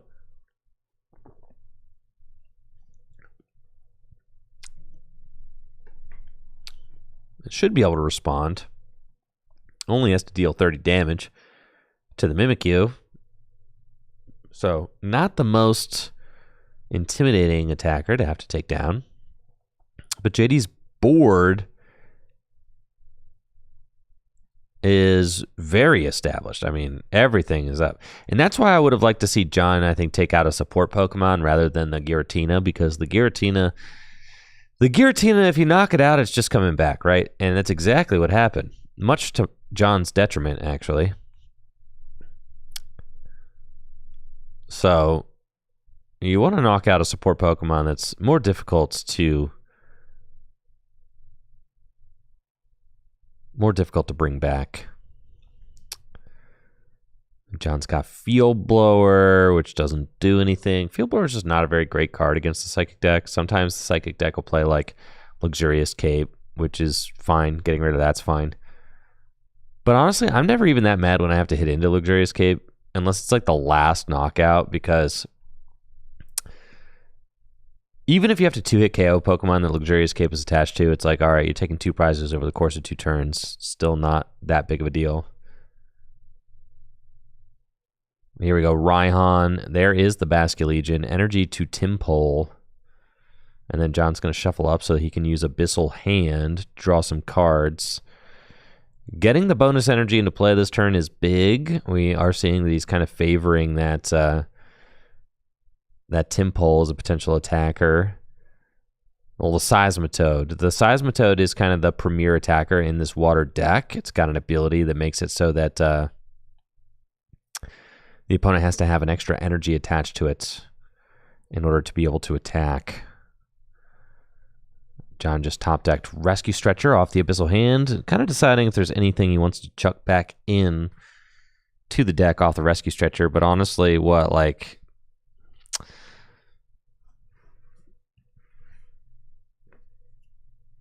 yeah, I guess you can just throw the whole Frostlass line back in. And the Fion. Inteleon chilling in hand. Tie game, 4-4 prizes. Inteleon will make it so that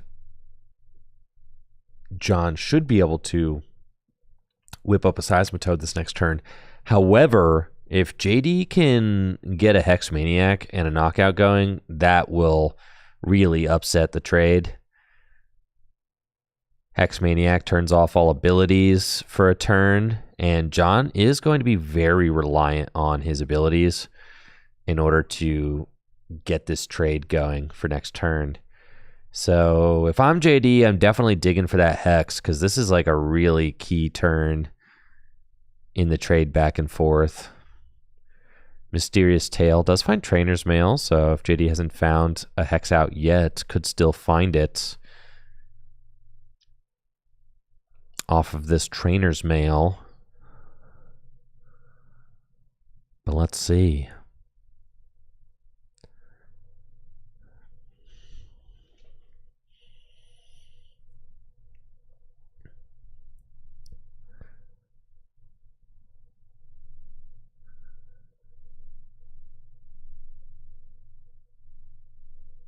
We go in Trainer's Mail.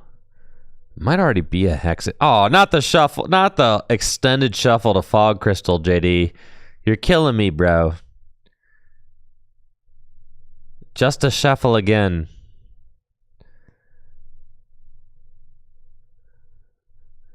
You better not be going back in this time. All right, he's going to actually decide to Fog Crystal for a Psychic, sure.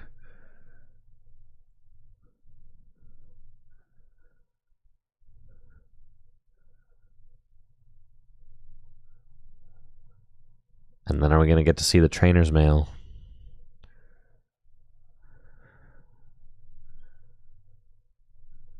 Here we go, Trainer's Mail, top 4. Muscle, Parallel, Town Map.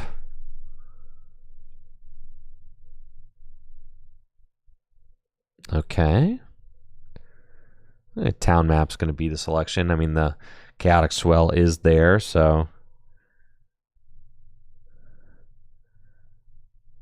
Chaotic Swell doing its job.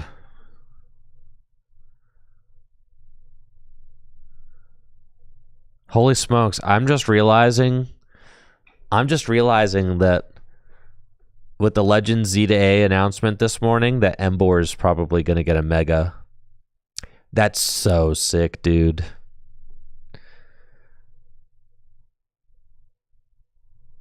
Mega Kalos Embor. Wait, isn't Embor already from the Kalos region?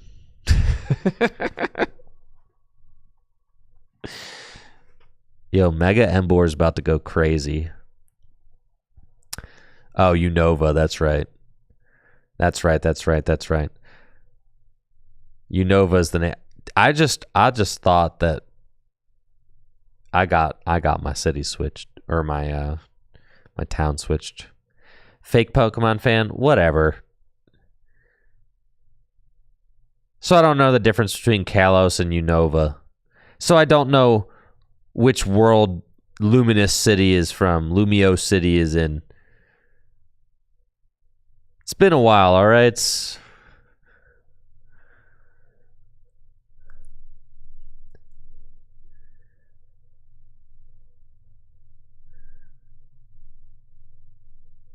At this point, Pokemon has... There are so many corners of the Pokemon franchise to appreciate that I feel like it's kind of impossible to do everything.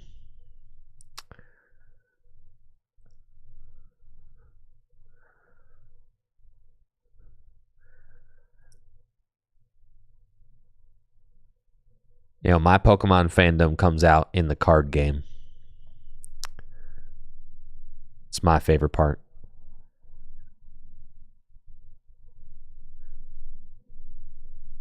All right, John. Thankfully for John, he did not get hexed. So he's going to be able to respond. Is JD trying to go to his second main phase again, bro?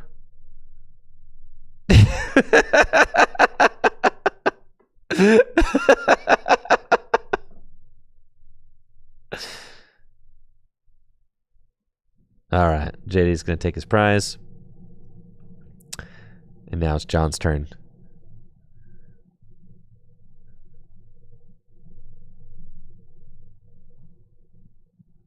I know. Aaron texted me and told me he's so excited about Mega for Alligator.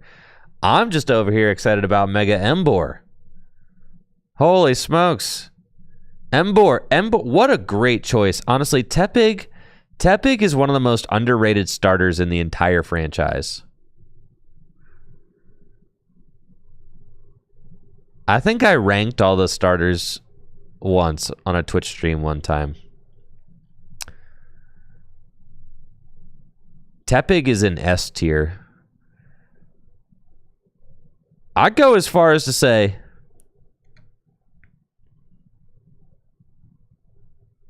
the Emboar line is the best fire starter line in the Pokemon franchise.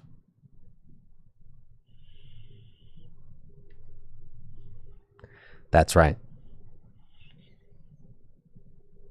So true.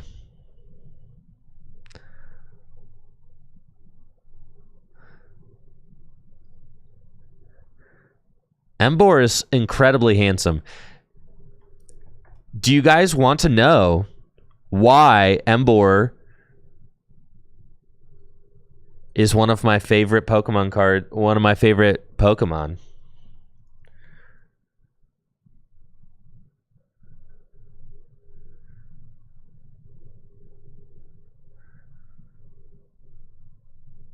It's because of this guy right here.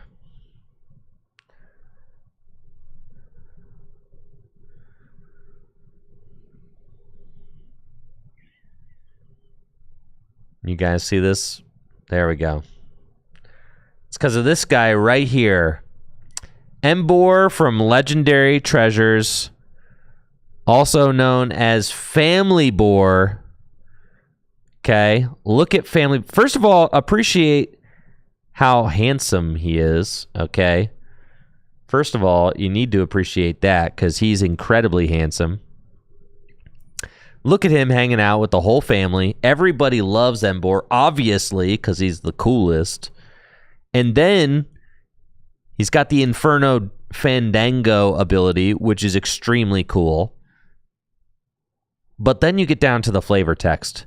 It can throw a fire punch by setting its fists on fire with its fiery chin.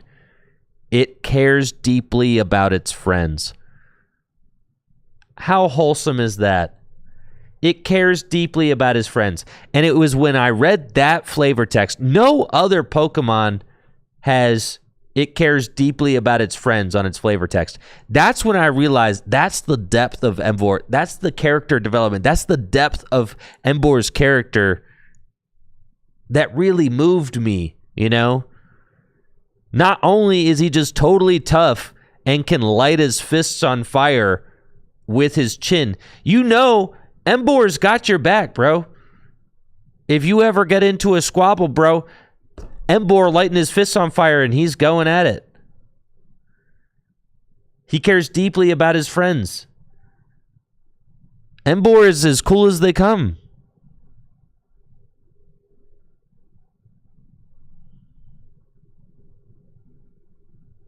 Just saying, that is why Emboar is so cool.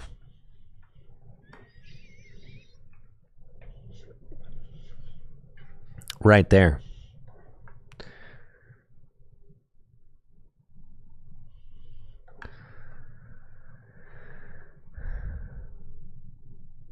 Thank you, Mewtwo Melon, for that Prime sub. Appreciate you, Mewtwo Melon. Thank you so much for the support. Appreciate that Prime sub. Thank you.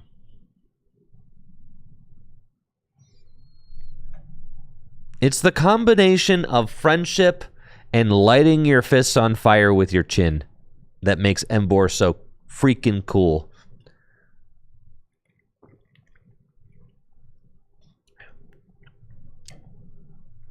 Nobody has fiery fists and friendship, but Emboar does.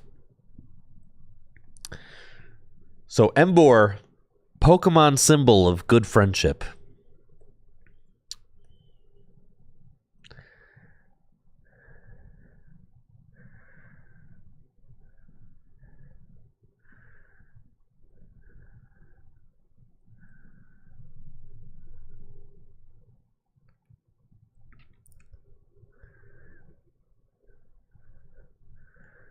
Viper Venom says, crazy that someone loving the friendship angle is also excited for Team Rocket to come back. Oh, so Team Rocket can't be friends?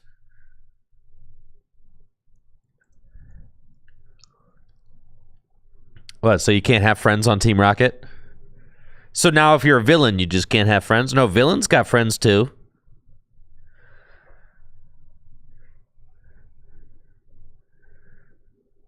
Think about it this way. Think about it this way. Have you ever seen the movie The Fast and the Furious? Think of Embor like Vin Diesel, okay? There you go.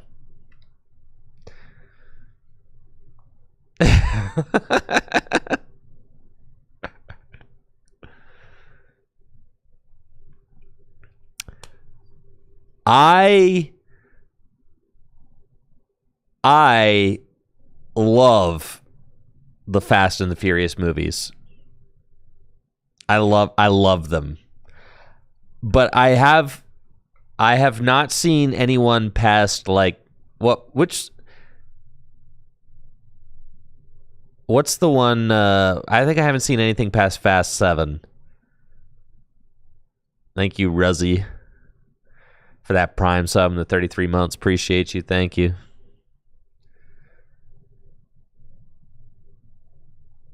But honestly, yeah, after 7, things just got ridiculous, right? Like, I felt like 7 was a natural conclusion. Like, when 7 ended, I was like, yeah, this is a good place for the series to end. Right, 7's the last one with Paul Walker. That's the last one I've seen. That's where I felt like I didn't want to see anymore. Because I'm a big fan of the franchise, and I'm like, there's no way that things after 7 are worth watching.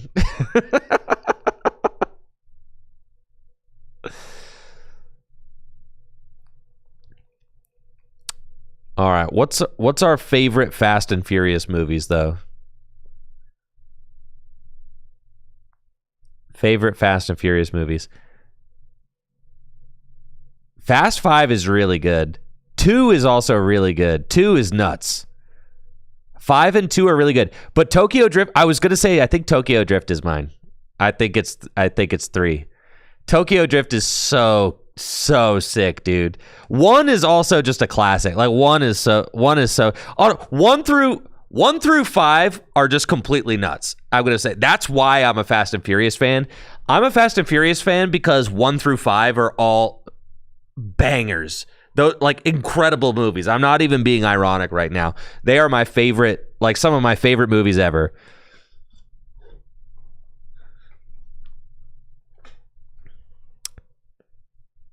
Yo, Tokyo Drift.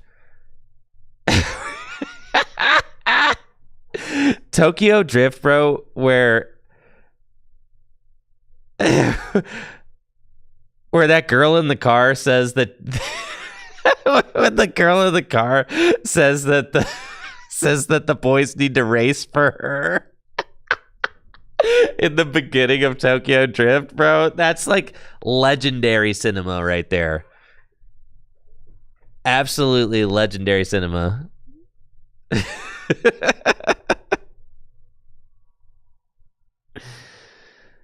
But the thing about Tokyo Drift is it doesn't have it doesn't have a lot of the main characters in it. But it's still so good. What kind of car do I drive? I have a Jeep Wrangler. 2-door Jeep Wrangler, manual transmission, 2017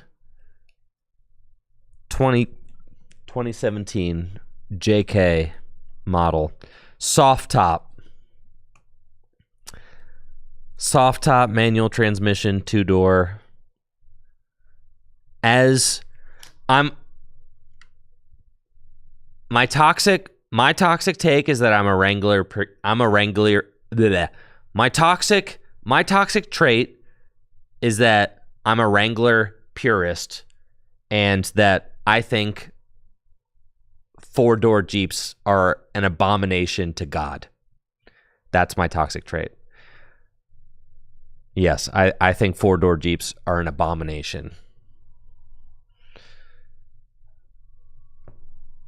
I don't often off-road, but I do off-road when I go on vacation to the beach. So, yeah, I go off-roading on the sand and the beach. In manual transmission, I'm also a huge fan of manual transmission. So long as I can help it, I'll never own a automatic car.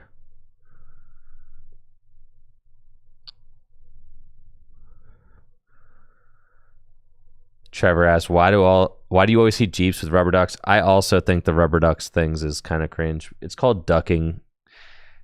Jeep people do it. Listen, I'm not one of those people who's got ducks on my Wrangler. Someone gave me a duck once and I had the doors.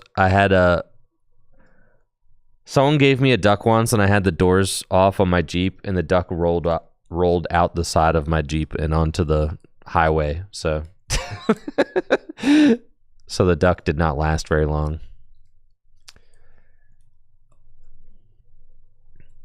Unfortunately. But yes, Jeep people give each other ducks when they like the Jeep, except me. I don't go around ducking.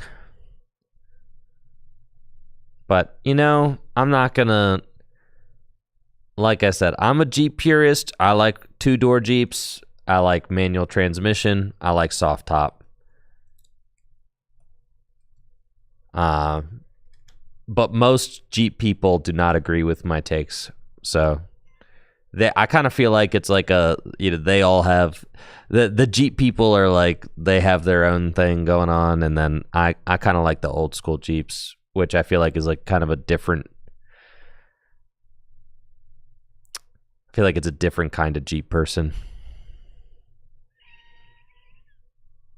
What Jeep is my dream Jeep? I honestly like mine a lot. 2017 JK. It's one of the last JK models that they released.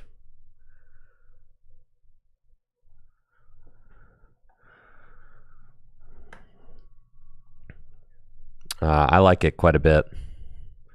Yeah, I do the Jeep wave. I'm not going to leave people hanging. That's just rude. I'm not going to lie. I do look... Yeah, 2004 Jeep Liberty. That car kind of goes crazy. Sure, I'll allow it.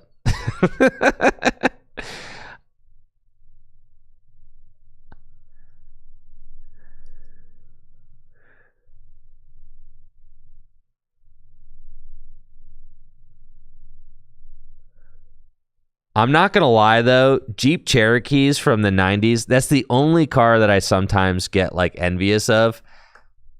If I see like an old school 90s Jeep Cherokee like lifted and that looks like it's been like off-roading and stuff, I get like super envious if I see a car like that. Like that's the only car that makes me somewhat envious sometimes. But then I just look at my Wrangler and I remember how I take the top down and the doors off and I'm like, oh yeah, I could never go without the Wrangler. But if I ever had a second car, I would want it to be like a 90s era Jeep Grand Cherokee. That would be my second car. I think the old boxy Grand Cherokees look so good. Oh, Viper, you had an 04 TJ? That's sick. My dad had a I want to say like my dad had a 96. Let's see, what model was 96?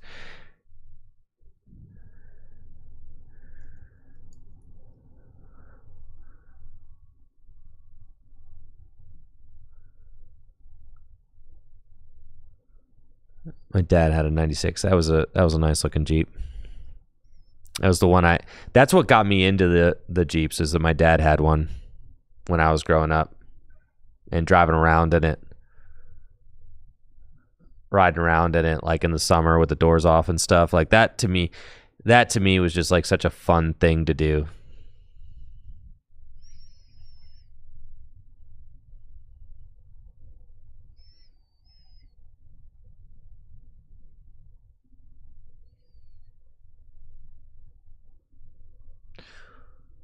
'87 Jeep Cherokee. Whew.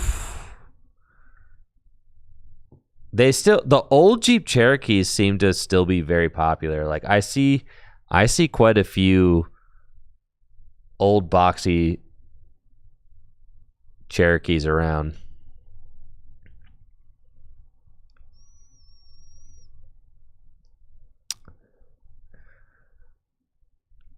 Am I not streaming live or Pocket anymore? That's right, John Newcomb. I did make the YouTube video detailing the future of the channel and giving my reasons. I've got my reasons. But yes, I did release that video on YouTube.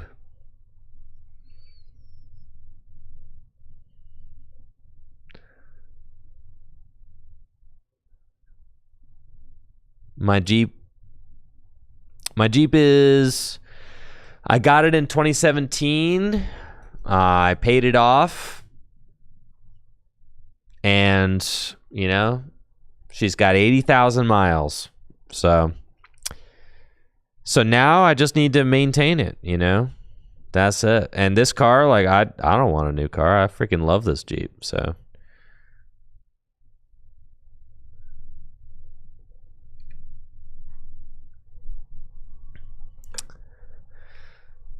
He likes to feel the cards. It's true, I do like to feel the cards. All right, chat. If you had a chance to watch my my Mega Pokemon YouTube video, then you know my takes on the Mega Pokemon. Chat, what are your takes on Mega Pokemon? Is my Jeep lifted? No, it's still stock. But I would like to lift it a little bit. Not too much, but I would like to lift it a little bit, I think, one day.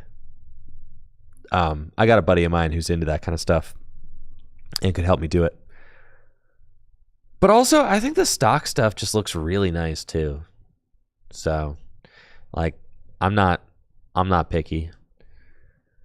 I think the Jeep, like the classic Jeep silhouette two-door is like almost perfect.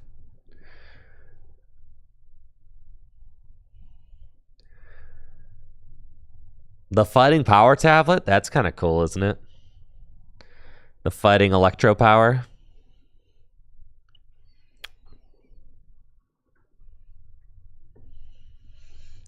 Mega Lucario is just a cheap carbing brake imitation. Yeah, the Fighting Gatorade.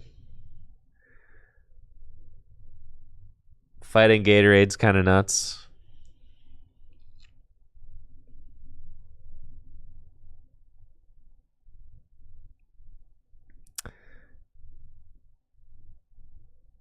I'm really shocked that Pokemon was so ready and willing to go back to the 3 prize thing. I am quite shocked about that. Viper saying, I feel like they don't have enough HP for being 3 prizes. Yeah, they do. They do. Because it's not just a matter of hit points, it's a matter of attack power and stuff too.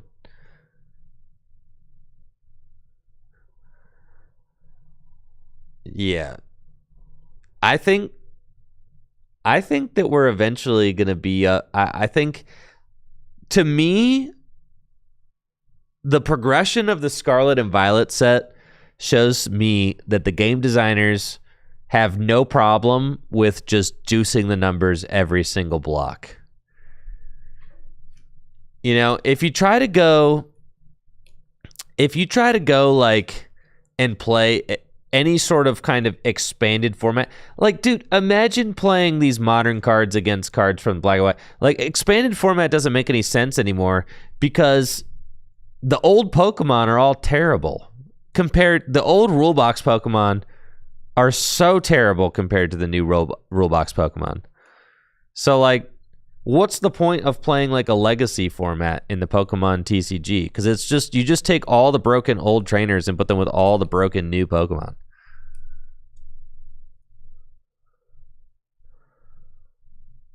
So yeah, I don't know. I feel like things are getting crazy, but whatever. To me, it's like I just hope that Pokemon supports more alternate formats, like continues to support alternate formats, because I feel like that there's a lot of different ways to appreciate the Pokemon TCG, and you know, some people are gonna like resonate with like the big bloated Pokemon that all one hit KO each other, and then some people aren't. So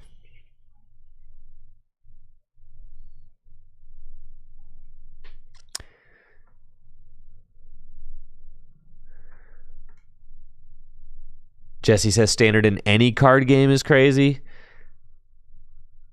That doesn't have to be. I feel like current standard feels the way expanded used to feel. And that's why expanded doesn't exist anymore.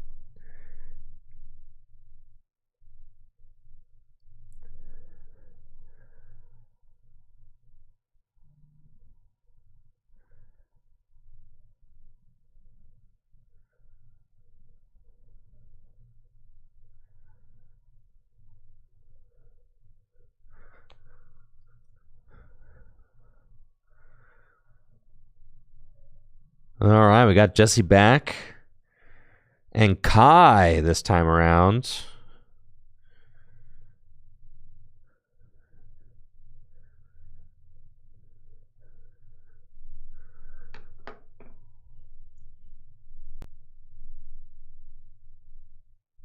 Cool thing about Magic is that there's different formats. There are just different supported formats. Like Pokemon, consider the fact that Pokemon only officially supports one format. I mean, like let that sink in. It's kind of crazy, right? Magic has multiple formats all supported, but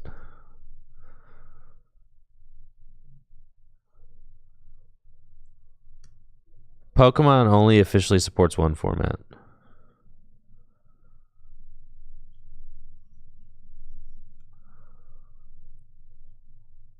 It was round 4 of 5.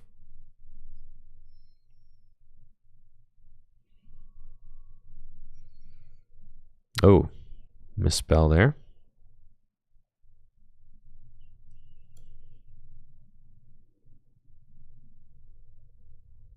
There we go.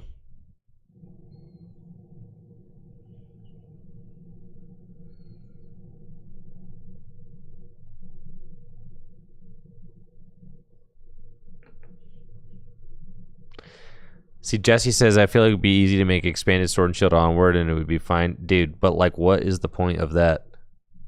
Then we're just playing like last year's standard.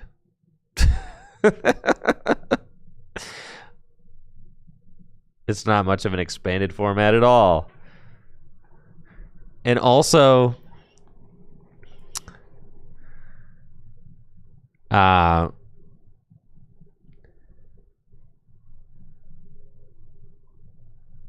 yeah, I mean, you could rotate expanded. You could. All right. Let's get this thing underway. We've got Kai on the rights. Playing Fighting versus Dragon. Fighting versus Dragon. Holy moly. Both these players are 3-0. Hunter is 1-2. Ben Morse also 1-2.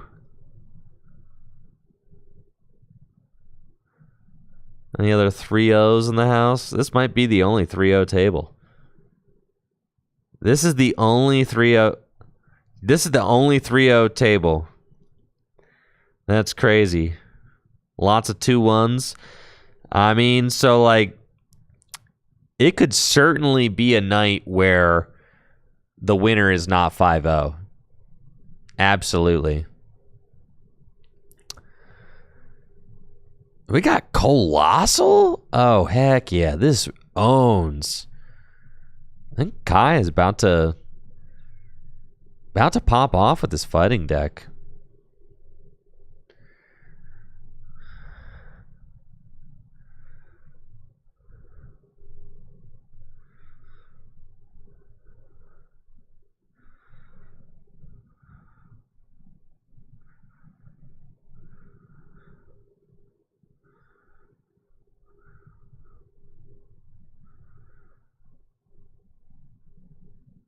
Chuck asking, was I able to get any Heatwave Arena boxes? Prices were wild. Yeah, I have not even tried, honestly.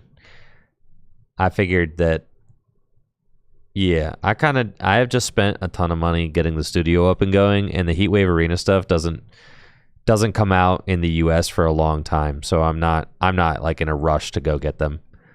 So yeah, I'm putting Heatwave Arena on the back burner for a little while. Because like focus is for the next like 2 months, our focus is going to be on Journey Together for sure. And then when the Glory of Team Rocket set comes out, I really want to kind of like save my pennies. And then I would really like to get some Glory of Team Rocket stuff, but we'll have to see. All right, energy to Applin. And then Applin can find a friend.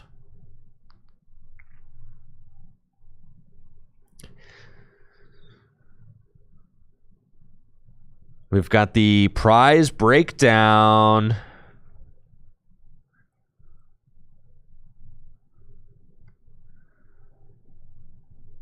Prize breakdown right now. Let's see. What's JD's record? Oh, JD is... Oh, no. There are other 3-0. All right, JD is also 3-0, and Tony is 3-0. Okay. Got it. So, we will have an opportunity for there to be a 5-0 because there are 4 3-0s right now. I was going to say, it would be ridiculous if there was not more than, because 32 players. We've got 4 3-0s right now. The 4 3-0s are Jesse, Kai, JD, and Tony. So the finals next round will be the winner of this match and the winner between JD and Tony. Holy smokes, dude. We've got Karina. Dude, this is the turn 2 Rare Candy Colossal. Now, I'm believing in Kai. I'm a Kai fan right now. I want fighting to take it all. This is so epic.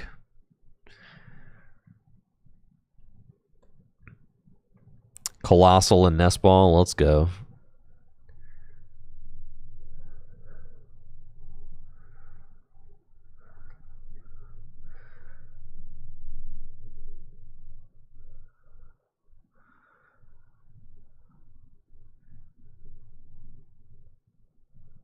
Well, now you got me interested, so I'm looking up the Heatwave Arena stuff. Why are the Heatwave Arena boxes going for $100? Is it because of Cynthia? Is it literally because of Cynthia, huh? That's crazy. All right, I mean, I guess. Shit. Yeah, I'm good. All right, Kai gonna nest ball for Okie Dokie. Rare Candy, Colossal. Colossal's got an ability, allows you to charge a fighting and a fire energy from the discard pile.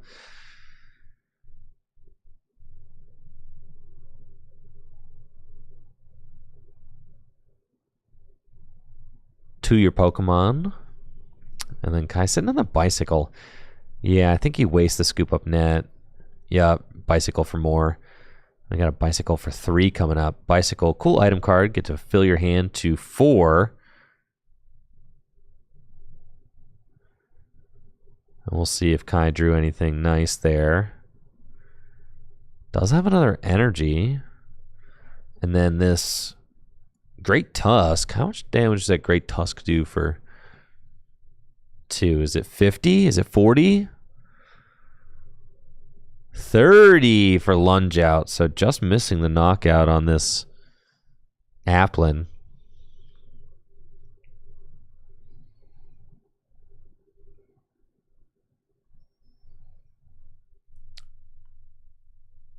Looks like Hisuian Heavy Ball finds Riolu. Brooklet Hill. Kai will get to search out yet another Pokemon. Eyeing up Koraidon.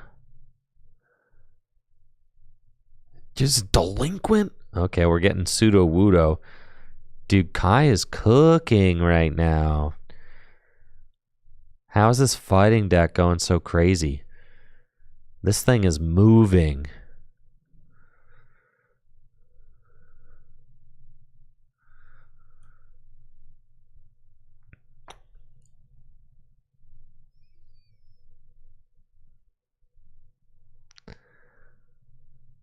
All right, Lunge Out. Short of the knockout, though. Just 30 damage. And we'll see what Jesse's got this turn. There is Gabite, so Dragon Call going to be live. Jesse can use Gabite to go search out any dragon Pokemon he wants from the deck. So there we go. Dragon Call. Who's it going to be? Looking at maybe Dreepy. It'd be cool if they made a single prize Dragapults that was dragon type. Because Dreepy and Dracloak are, I mean, Dracloak is good. But, you know, Dracloak is so good that players are just playing Dracloak. But if they made a dragon Dragapult that didn't have a rule box,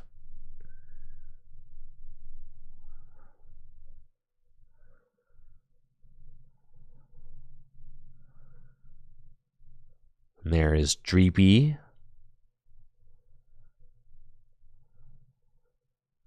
Jesse's also got Ultra Ball and Boss's Orders. I'm going to use Boss's Orders for turn, bring up the Colossal. Colossal is a fatty. Got a retreat cost of 4, and then find a friend. And it looks like Applin is just going to go search out Dracloak. Dracloak can use Recon Directive and help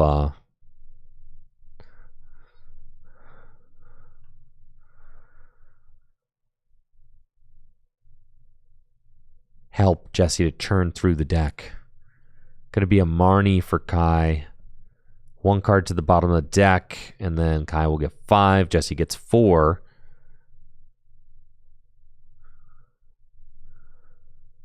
And let's see what 5 cards we got here.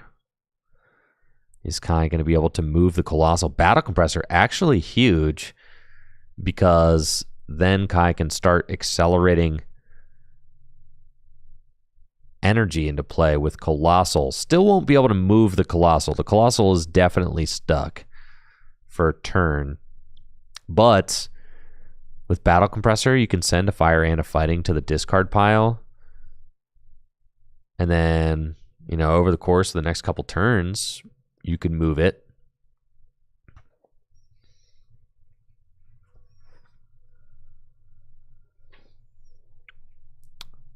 It looks like Kai is just considering sending 3 energy. There's going to be 2 fire and a fighting. I like that. And then Colossal's Tar Generator ability will be able to accelerate some of those into play. But first, Brooklet Hill. Go get another basic Pokemon out of the deck. It's looking like maybe Koraidon. Oh, yeah. Look at this magical board right here. Lucario's got a Roaring Resolve style ability. Is that what it is? What is it? Pulling out the deep cuts here. It is Roaring Resolve. God. And you dare to call me a fake Pokemon fan. You dare to call me a fake Pokemon fan, and I knew that that was Roaring Resolve. You dare to call me a fake Pokemon fan. Yeah, right. Yeah, right.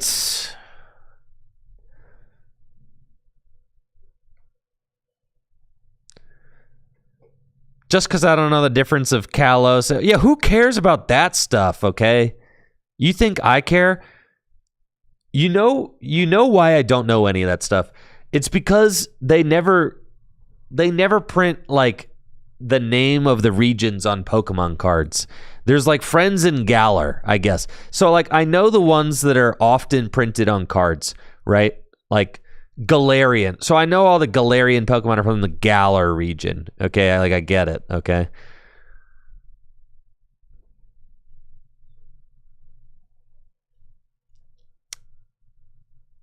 But like all the other regions, I mean, they're never used in the card game, so I just don't know. And that's like if a trainer doesn't have, I'm going to be completely honest too. If a trainer does not have a supporter card in year 2025, nobody cares about you. Like you're not a real trainer in my eyes.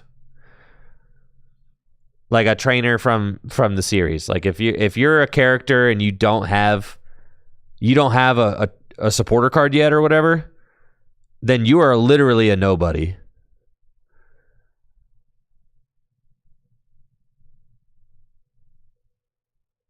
Am I wrong? Like, no way.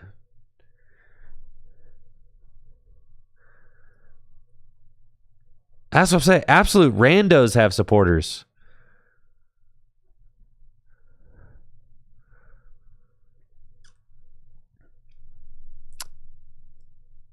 I know, true randos. Besides someone like Ash, that's like weird, right? You got like the anime characters because like Misty is a character in the anime and in like the video games. But Ash is like not. Ash is like TV only, I guess.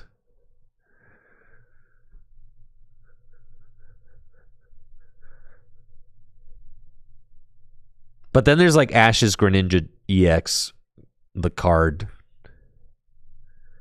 I'm literally saying Ash is non-canon. That's what I'm trying to say.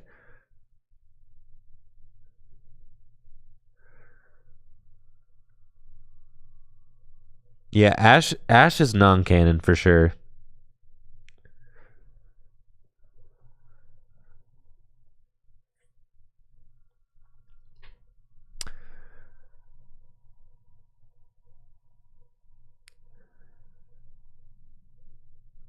"20 years of TV and he's non-canon." Yeah, that's because the TV show.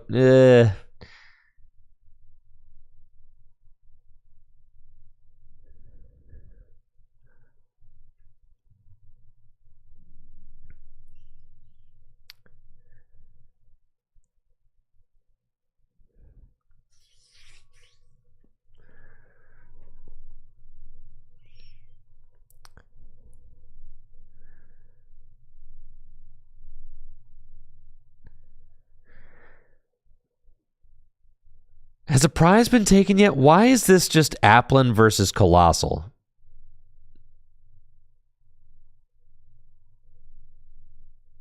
Who's going to be the first player to move? You two are just both setting up your boards. Who's going to be the first player to actually swing?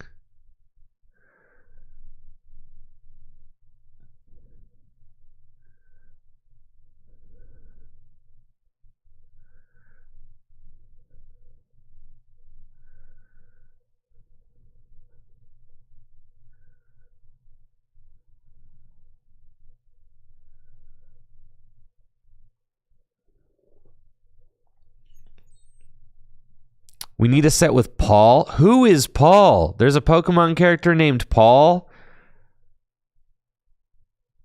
I do not know any of these people's names. Honestly, if you're not on a Pokemon card, I just don't know you. Ash's rival and Sinnoh's name is Paul? You've got to be kidding me.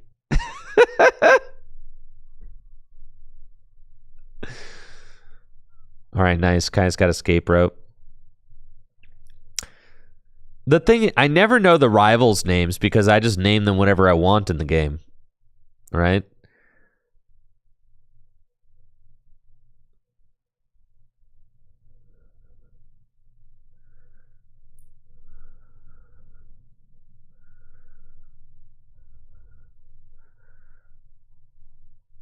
All right, with the escape rope, Kaya's finally moving now. Oh, Grant did have a Pokemon card, so I know who Grant is. Yeah, I know who Grant is. For sure, everybody knows Grant. Grant is the rock climber.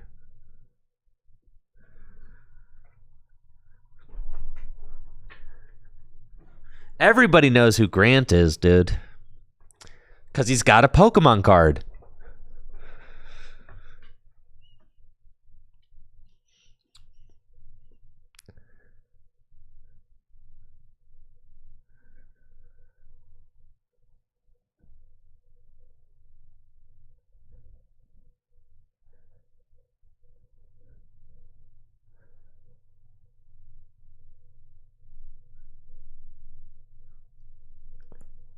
All right, the first knockout of this game is about to get taken. Finally.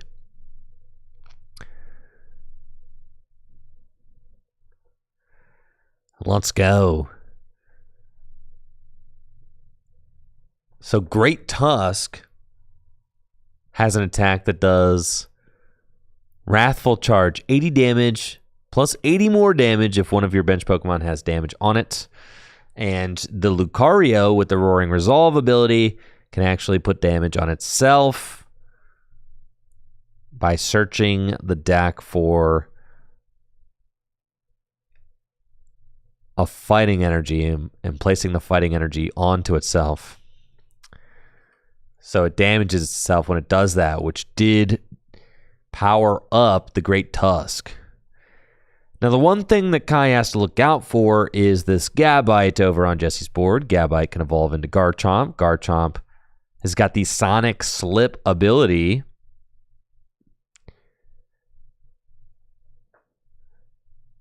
which can make it invincible for a turn. So that can be a really big deal. Yeah, Crispin is a nice inclusion in the Dragon deck, allowing you to get a double attachment. So usually what the Dragon deck just wants to do is attach multiple energy in a turn. And Drampa has a very similar attack to the Great Tusk, funny enough.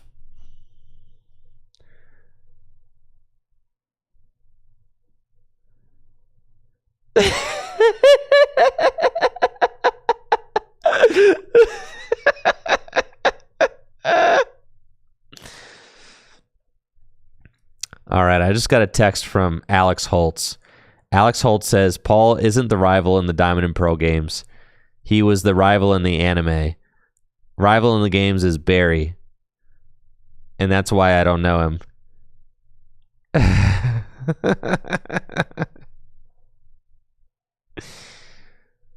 Yeah, who is Paul, bro? Nobody knows who Paul is. Paul is never getting a Pokemon card, dude. Paul also non-canon. The anime is not canon, okay? Barry has 2 cards. I guess. Were they good? Yeah, I'm just going to go out on a limb. I'm going to say the anime is not canon.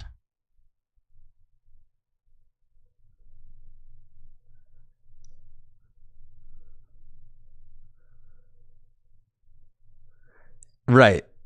It's another Red timeline where Red sucks. Because Red is actually really good. Red is like the league champion. But then you're telling me Ash is supposed to be Red, but Ash sucks. So like, yeah, so that's what I'm saying. The anime is not canon, dude. Absolutely not. Because the manga, whatever, dude. All right, I lost my Weeb card. You guys can have my Weeb card, okay? You can have my Weeb card. I'm not Weeb enough, okay? I'm sorry.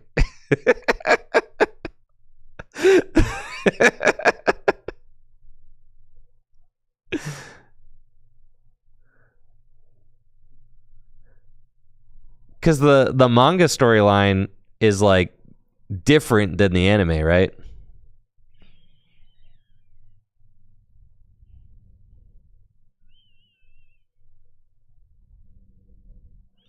Yo, thanks Holtz for that Prime sub. Appreciate you.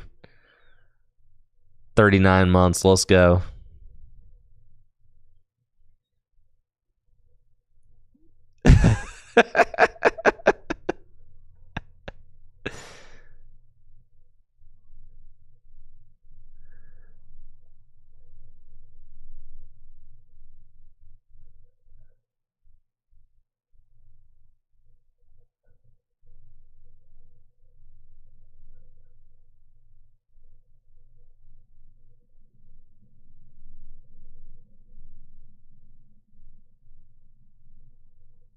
Listen, the only anime I've ever seen is Death Note, all right?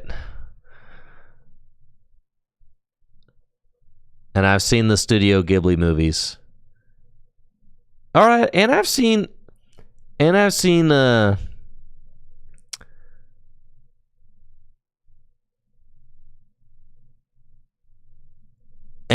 Your Name, all right? That movie was good.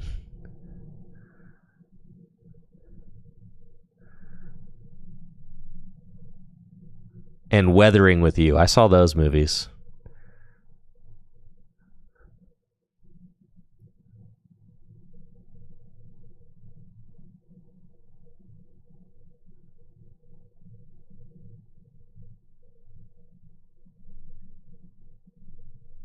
I just don't watch a lot of TV, honestly. I really don't. Right now, Natalie and I are working through 30 Rock. That show kills me. Gotta say, 30 Rock is very funny. I've been enjoying that. So, like, when we do get a chance to watch an episode of TV, when we're not just both totally beat tired when we get home, that's what we're watching right now. It's 30 Rock. I know. Alec Baldwin is so funny in that show. He makes me, like, I dang near pee myself.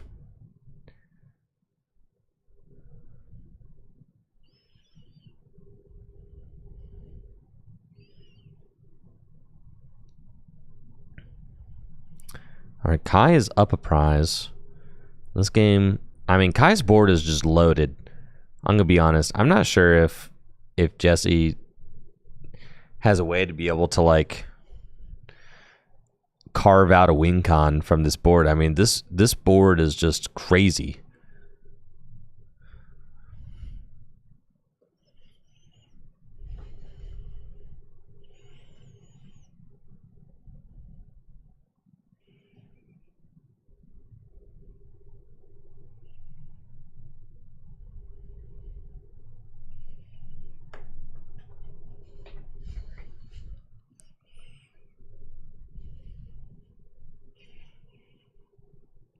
What's my goated sitcom? Natalie's favorite sitcom is Scrubs. Since she's my wife, I mean, I've by proxy seen Scrubs like twice. I do think it might be Scrubs. Scrubs is really good, so. Jesse Parker asks, is The Office considered a sitcom? Yeah, man. That's like, yes.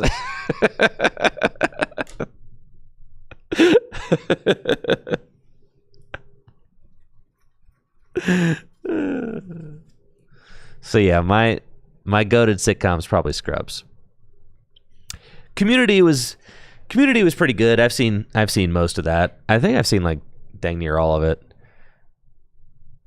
I had an ex a while back that watched a lot of TV. So like I've seen almost all shows through her. Thank you, Ionios, for that sub in the 59 months. Appreciate you, dude. Thanks. Always Sunny is really good. Yeah.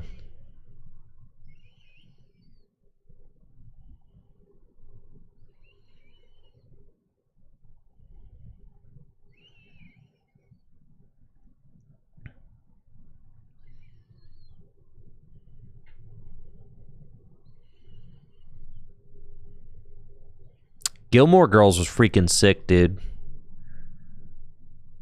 Yeah, Gilmore Girls, that show owns. Nobody out here shouting Gilmore Girls. I've seen all of Gilmore Girls. I've seen all of Community. I've seen all of Scrubs. I've seen all of The Office. I've seen all of Parks and Rec.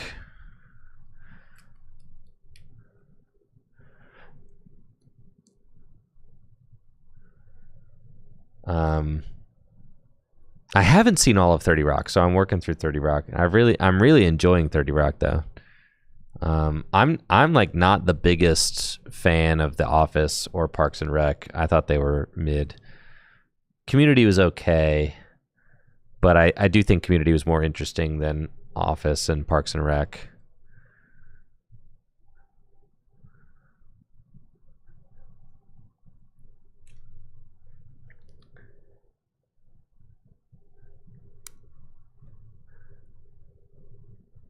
Dude, Seinfeld though? All right, Seinfeld's crazy.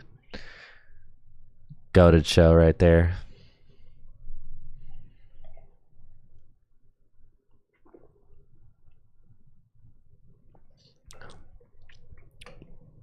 I'd like to go back and watch all that one day.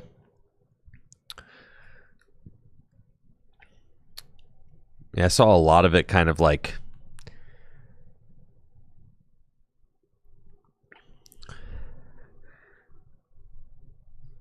Brooklyn Nine-Nine. I've seen a lot of Brooklyn Nine-Nine. I thought that show was forgettable. I'm telling you, I had this ex who watched all the shows. Every single show. So I've seen a lot of the ones from the early 2010s. Cody asked, would I agree there hasn't been a good sitcom since the smartphone's adoption? Yeah, all the best comedy is old. Yes. And that's not just sitcoms, that's comedy. I know why you can't be funny anymore, but I can't. I know why comedy's canceled, but I can't say it.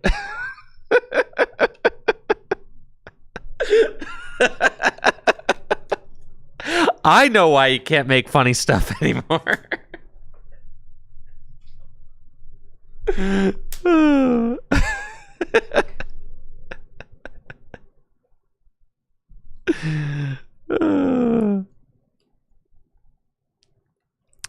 But yeah, all the best comedies are old.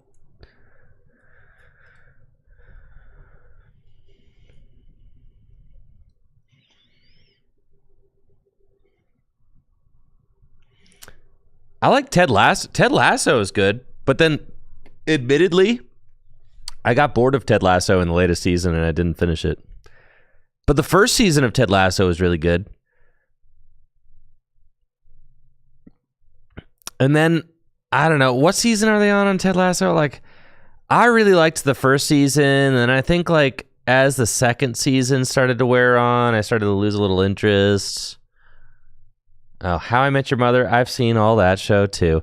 Oh my God, dude. I've seen all those shows, man. How I Met Your Mother's okay.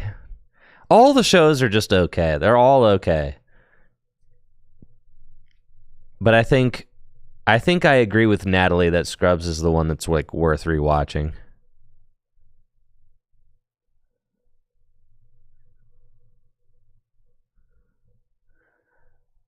Yeah, Matt Velazquez didn't I say you were Ted Lasso? Yeah, Matt, you kind of are Ted Lasso. Yeah, you should watch the first season.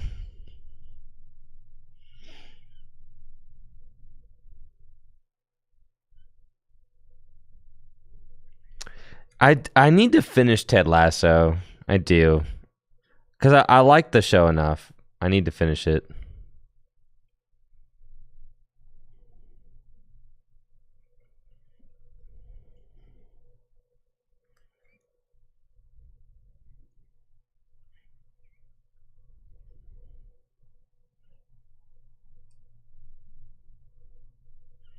I've heard Severance is good. That's the show that's like getting all the rave now. Apparently Severance is good. So like I'm certainly I've seen New Girl. I'm telling you, dude, good God. I can't believe how many shows I've seen. It's ridiculous. That's the crazy thing about being in a relationship though, is like I was in a 3-year relationship, and it's like if you're in a relationship with somebody who watches a lot of TV, bro, you can cover a lot of ground in 3 years.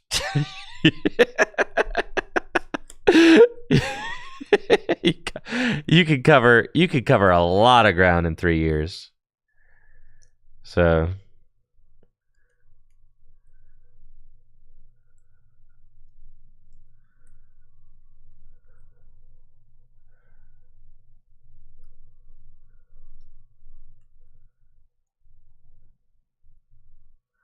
I've seen Lost. You don't need an explanation for something to be good. Lost was okay. I didn't hate Lost. I thought Lost was pretty good. The problem with Lost is that there's a lot of filler, but like the crux of Lost is good. Well, Konstantinos, I disagree. Lost was pretty good. Nothing made sense at the end. Well, that's art, Konstantinos. That's art. You interpret it. No, that's good. You interpret. It's up for interpretation. That's arts.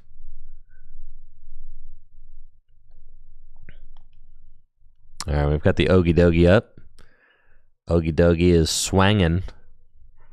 Kai got 2 prizes left.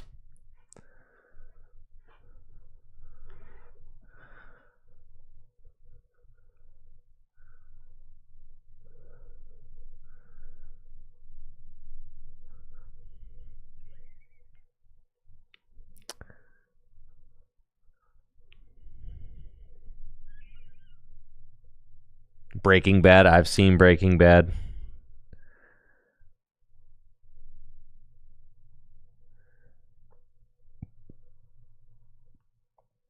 I liked, you know what show I liked?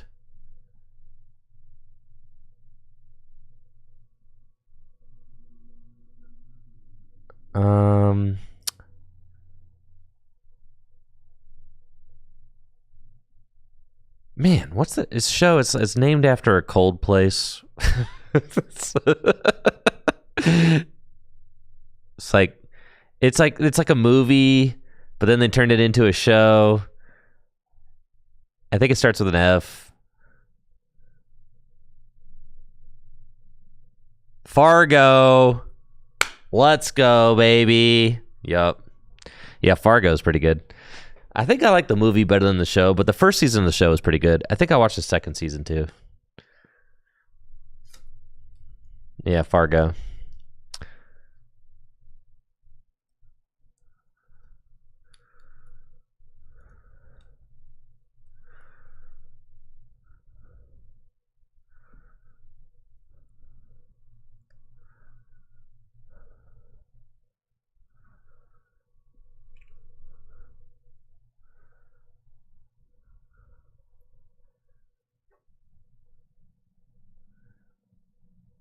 All right.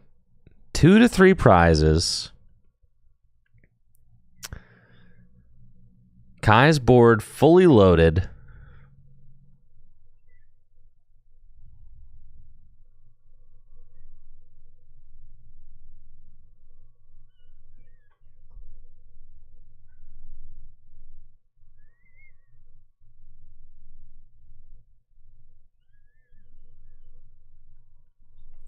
Yeah, Necrozma. Remember when Necrozma used to be a expanded deck? I remember. Dang, Kai's hand is loaded too.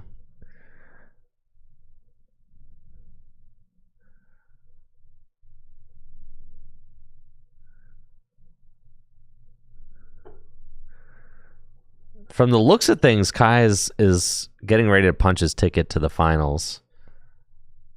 Oh, the crazy thing about Ultra Necrozma is that it actually discards the energy So then the Ogie Dogie gets knocked out because you're able to discard the darkness energy with the Ultra Necrozma attack. That's crazy. So like that's a really cool interaction there. Because the Ultra Necrozma does 70 damage, but the Ogie Dogie has over 170 damage, but the Ogie Dogie has over 200 hit points. But then the Ultra Necrozma also discards an energy when it attacks. So that's how that knockout. Oh, and also there's Silent Lab, so I'm tripping. Never mind. All right, there's like a bunch of things going on. Yep. The Silent Lab also turns off Ogie Dogie's ability, so yeah, both those things happened.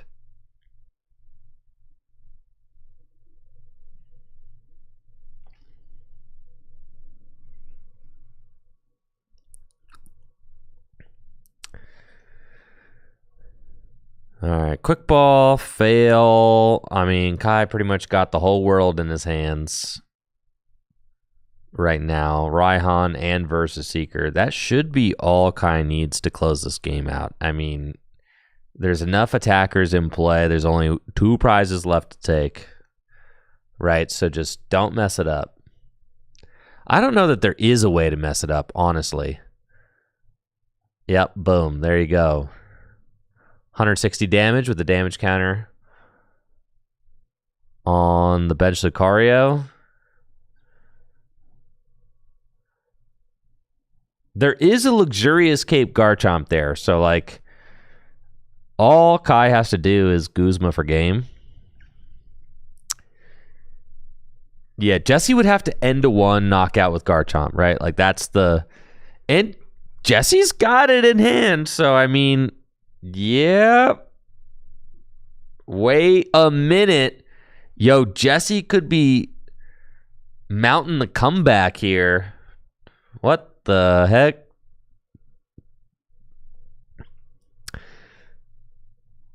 This is low-key an insane game. I'm saying this game's actually nuts.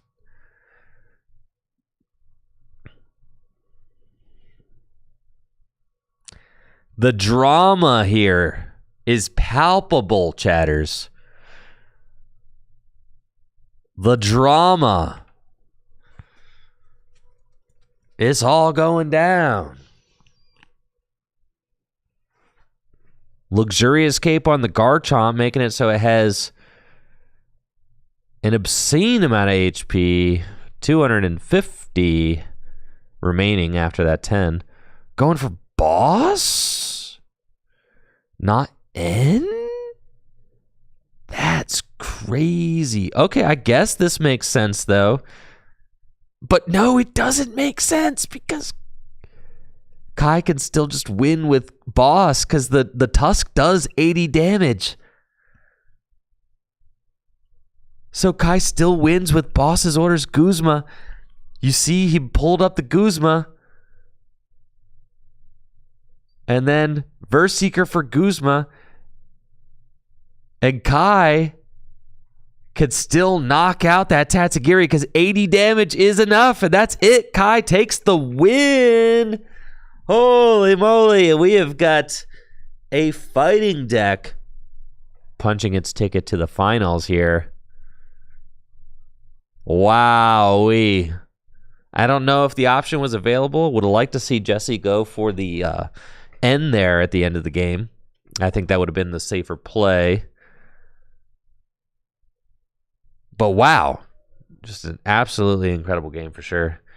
GG's to both players. Congrats to Kai on his way to the final match. We'll get to watch Kai pilot that fighting deck again in the next round. And Kai will be playing the winner of either JD and Tony. So who won? Who won here?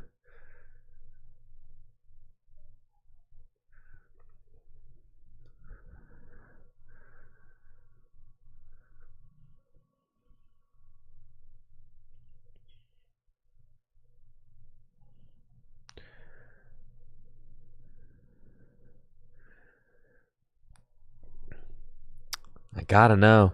JD is looking like he lost. Because he is seated. I don't know. Tony won. Yes. 1-to-1 prize nail biter game. Tony won. Wow. Yes.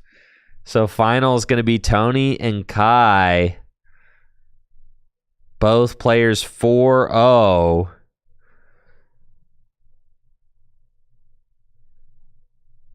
Yep, Tony v. Kai right there.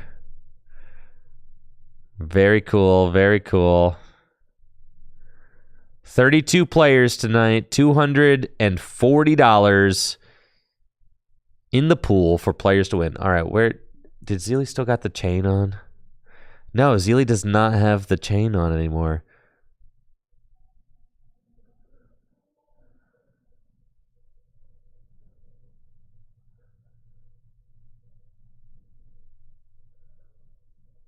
Final round is upon us, chatters. We know our finals match. Kai's fighting deck against Tony. Don't know what Tony's playing. Tony did take down JD's psychic deck tonight.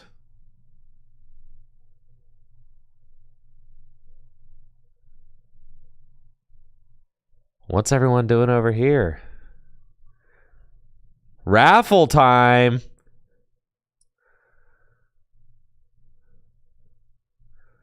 Raffles. I want a raffle.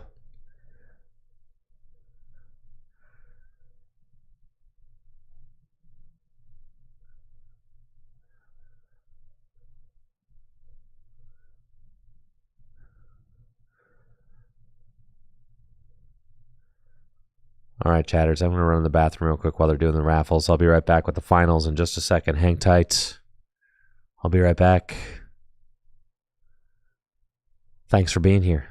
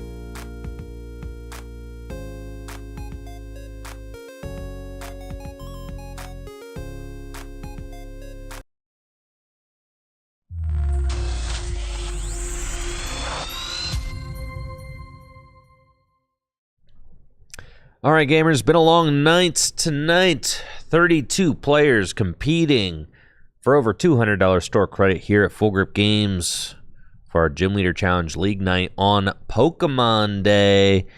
And the finals is finally here. We have got Anthony and Kai competing for the grand prize of $100 store credit tonight. First place, $100 store credits.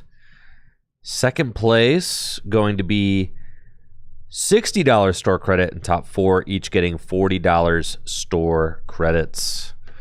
Should be a great match ahead of us, so let's get down to the table and see what these players got in store for us.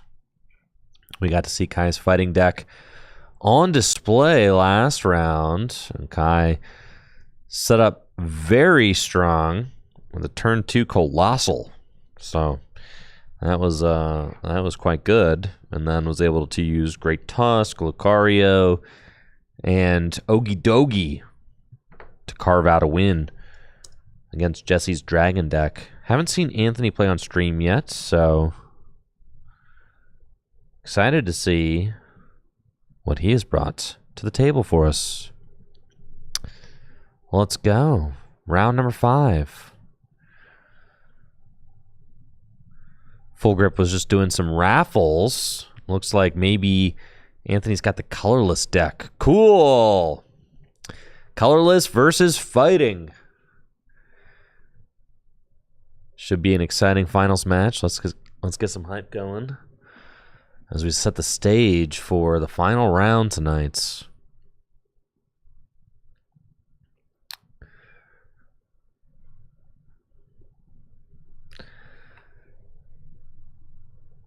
Honestly, fighting versus colorless is not as free as you would think it is. Because colorless has got this card, Lugia.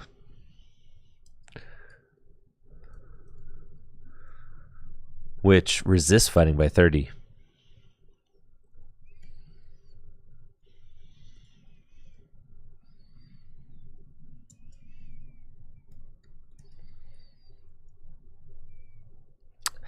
I'll let you guys gamble on it over on Twitch.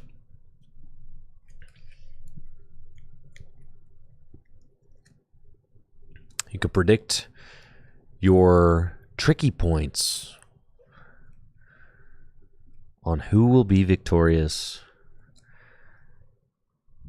I've got the next tricky hideout video is in the works. I was excited to be able to get that tricky gym video out today talking about the Mega Pokemon, but I'm really excited about the next tricky hideout video. It is going to be a banger. And I'm going to work on editing that tomorrow when I get to the office.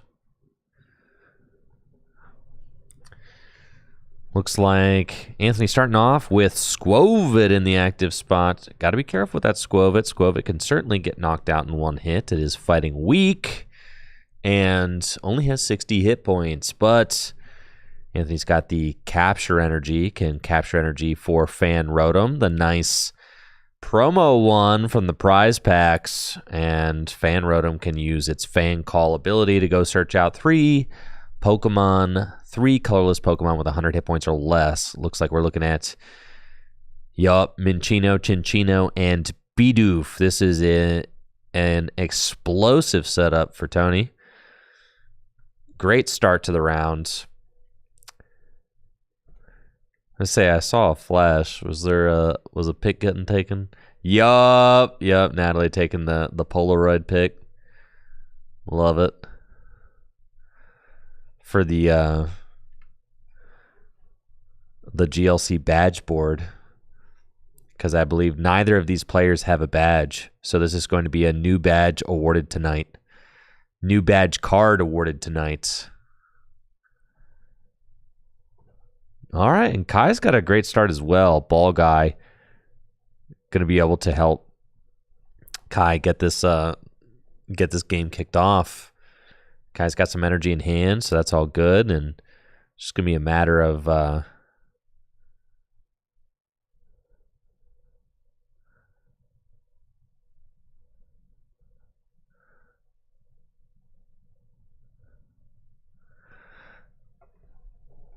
Just going to be a matter of getting things set up.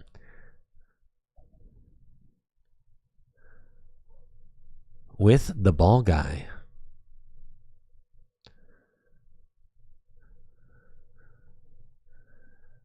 And then this Riolu. I think Riolu can probably take a knockout turn 1. There's a muscle band in Kai's hand. Quick attack. Flip a coin. If heads, his attack does 20 more damage. So Kai could go for the turn 1 knockout on Skwovet with Riolu. Could flip for it.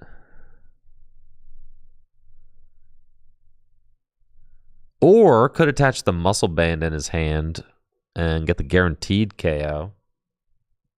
Which would be interesting.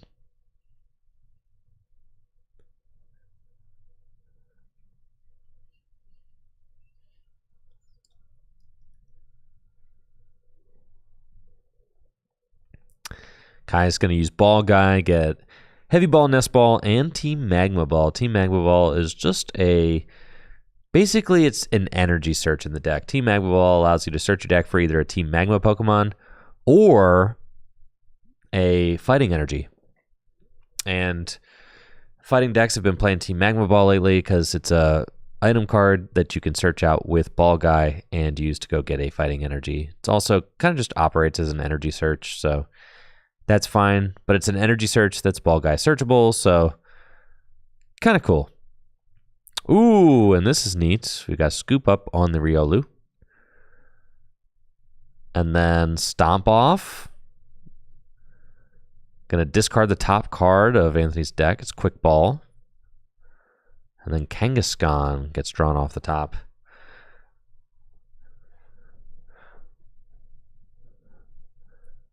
Personally, I think it would have been cool to see Kai go for the knockout with Riolu. I would have really liked to see that. Just go on the aggressive, right? Like, I think going on the aggressive with the Riolu is like, what's Anthony realistically going to do to the Riolu? I guess you go Kangaskhan, right? Maybe take a knockout that way, but I think Anthony's in a much stronger position without that. You know, without that KO. Anthony does just Ultra Ball away Kangaskhan and the Special Charge, so that's a big loss there. Special Charge, obviously very good for getting those energy back. And then Skwovet, you know, we might see Anthony just put this whole hand on the bottom of the deck and then drop to 5 with the Bibarel. So yeah, that's what it's looking like here. Might see a Nest Stash. Probably get the U-turn board dropped on the Fan Rotom. I like that. Cyclizar down. And then I think yeah, Bibarel for 3. That seems fine. This is a good TM Turbo Energized turn for Anthony. I don't really think that it's worth it to try and... I guess, I mean, if Anthony draws into, like, what, could stack his deck with the Rotom Phone and then can actually use Chinchino to draw into the card that he stacks. But here, there's not really a big hit here. I mean, Marnie is fine, right? Hex doesn't really matter. Pretty sure that's Hex that Anthony's looking at in his hand there.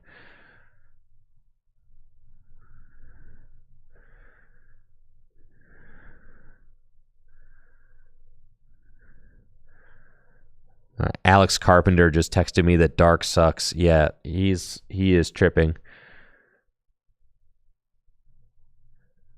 I'm going to challenge him to a Conquest series. My studio. Any day of the week.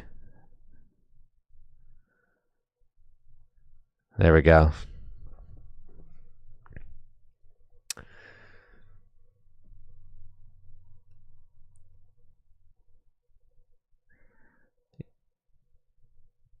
And then Chinchino, what, gonna make do? Discard the fairy, I guess. Like, you don't necessarily want to discard the fairy because you can Mina for it, right? But And there's no like basic energy recovery in these lists.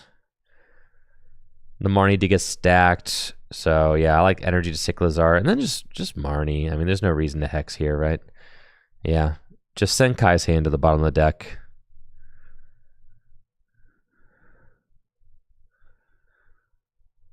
Anthony's going to get 5. Kai gets 4.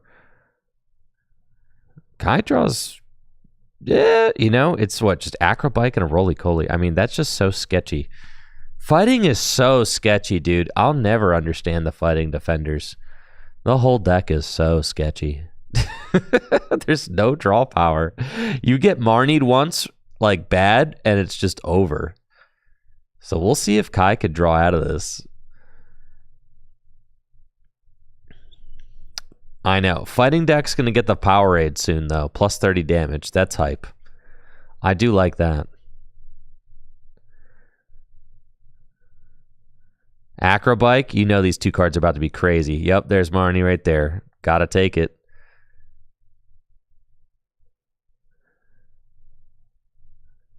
Okay.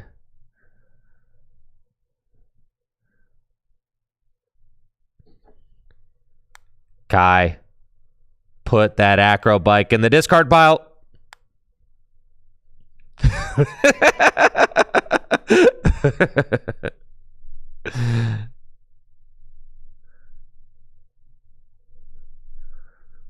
All right, fighting to the Slitherwing, and we've got a Marnie.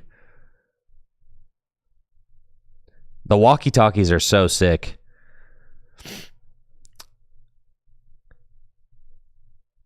Honestly, the best tech we got here. All right, so another Marnie. Kai's got Ogie Dogie now. Battle VIP pass, not doing anything. Sudowoodo, full bench of 5. And then, boom. We've got Slitherwing taking the knockout. 90 damage to itself. Fan Rotom can easily clean up. Or you could even do a Chinchino knockout. Anthony's got everything he needs in his hand to be successful. I mean, there's Raihan, there's teammates. I mean, yeah, whichever, you know. I like teammates for parallel energy. I think that's because the Fan Rotom can't take this knockout unless there's a stadium in play, but then also Kai kind of perfectly played into the parallel by overbenching. So I think, yup, and Anthony sees this play too. I think this is just the perfect play. Just get parallel fairy. Yup, this is really strong. Parallel that fighting deck. Make them wish they never overbenched. Limit their attacking options. Fan Rotom is just a weak little guy, but can punch for 70. Honestly, Fan Rotom's so broken.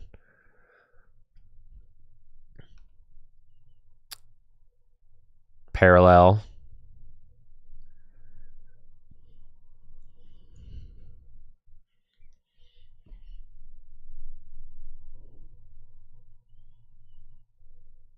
And Kai's board's looking really rough now.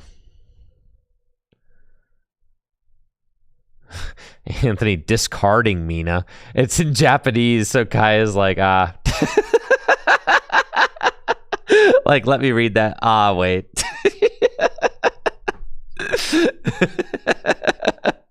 Honestly, broken strategy, 10 out of 10.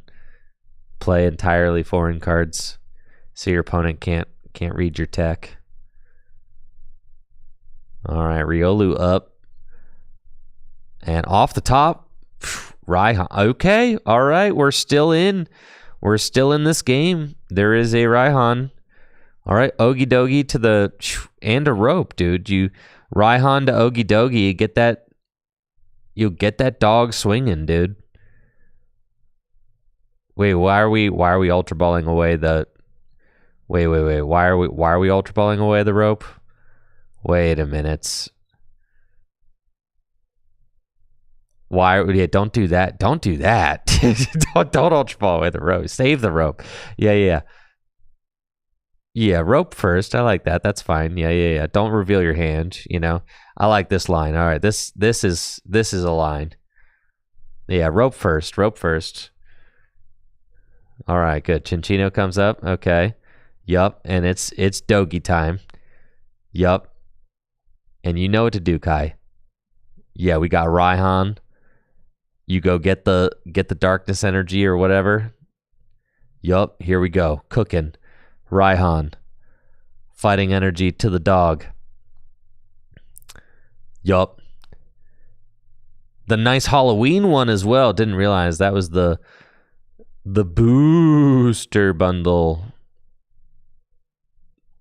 Okie dokie there.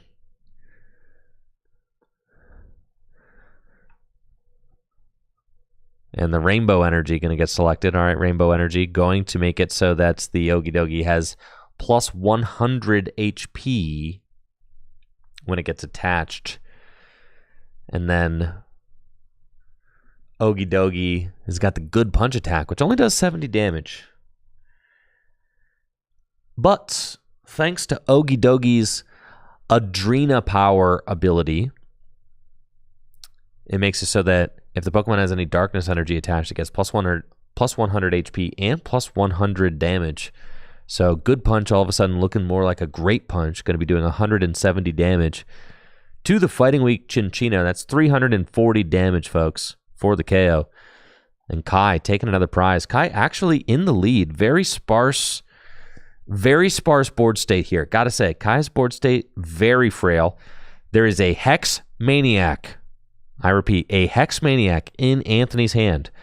Oh yeah, this Okie dokie is Ogie dead, all right? Yes, this is still looking really bad for Kai. Yeah, not what you want to see if you're Okie dokie. In fact, Okie dokie's entire thing is kind of having the Adrena power ability. Yes, but the Hex play here, devastating. Boom. Cyclizar, Driving Buddy, knockout. 70 plus 70 more damage if you played a supporter. Hex Maniac is a supporter. That thing is dead. Riolu, you're up. All right, can Kai pull off the impossible? Let's see it. Not looking great for the Kai believers in the chat right now. Not looking great.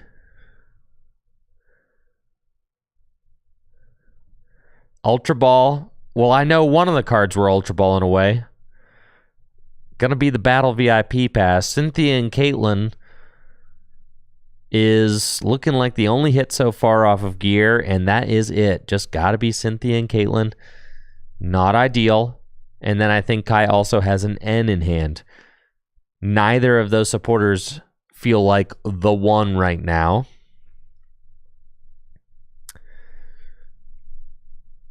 You could play Cynthia and Caitlin to get Raihan back, honestly, because that's the card you're going to need for sure.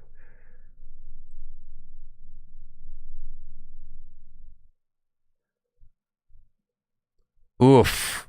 Oof. Ultra Ball away all of these. That feels bad. The Rescue Stretcher, especially since the Okie dokie's in the discard pile. That's the dude we want.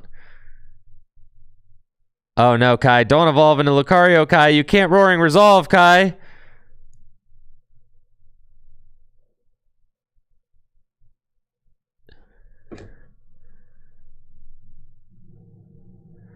Kai, you cannot Roaring Resolve because of Hex Maniac.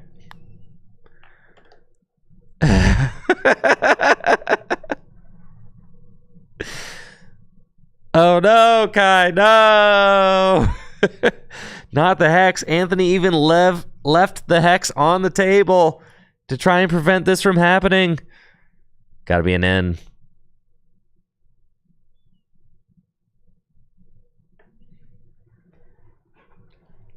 Good sport, Anthony, leaving the Hex on the table. Tell you what, I don't put the Hex on the table. I don't. Why? I don't want to remind my opponent to not make a misplay. Why would I ever do that? Like, dude, What? You just so we're just helping our opponents now? Like, that's ridiculous. Why don't I just hold their hand too? Like,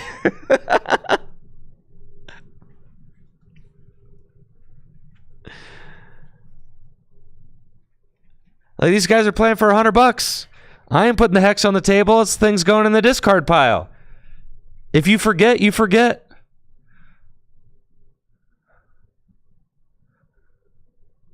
All right. Kai got a pass.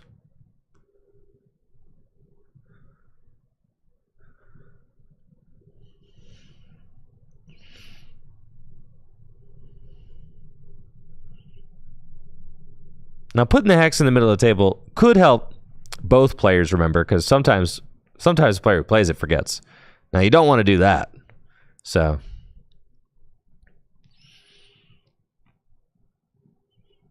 all right. Tony got Colress's Tenacity, double colorless energy out of the deck.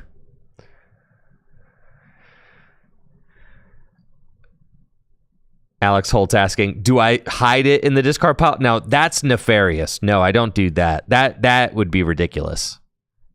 No. The card hex could just stay on the top of my discard pile in the order in which it goes. All things in my discard pile go in the order in which they go, unless I'm like trying to count something. Because that just makes it the easiest to, like, if there's ever any discrepancy about like what cards got played, if your discard pile is like just in order, then it makes it very easy to rewind and talk about what happened. So logistically, it makes the most sense to just leave it as it is.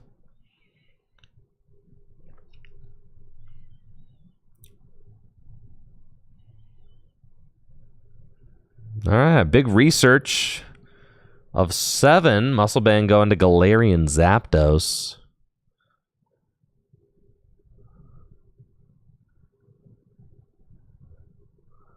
But I gotta say, things looking kind of rough for Kai out here as Anthony marches on to the back half of the game. 3 prizes remaining. Trainer's Mail could get a Brooklet Hill. Rare Candy. Ooh, it's going to be Rare Candy. Wait, nope. Just kidding. It's going to be Brooklet Hill. And Kai's going to use Brooklet Hill. Are there any fighting Pokemon in here? No. No, there are not. Sad. They're all in the discard pile. Unfortunate.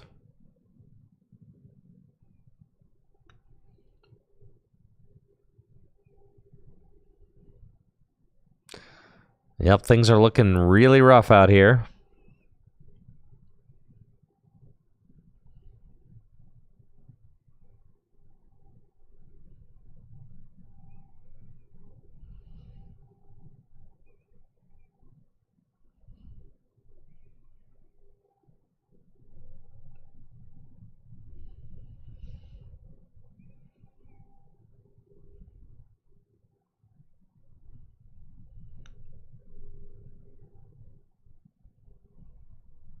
All right, Tyler's guy suing Heavy Ball. Swing and a miss there. Doesn't really matter at this point. All Tony has to do is just continue playing supporters and using driving buddies. Oh, yeah, Guzma at the top of the hand. Yep. Chase down that Zapdos. Get that thing out of here. Could do it with Lugia. Doesn't matter. Might as well driving buddies, though. Honestly, I've never seen Cyclizar get this much mileage. Yup. And a fully loaded Lugia? Man. Yeah, I respect Anthony holding the energy. I mean, I don't think that Enhanced Hammer is something really worth worrying about, but Anthony going to just 2 prizes remaining.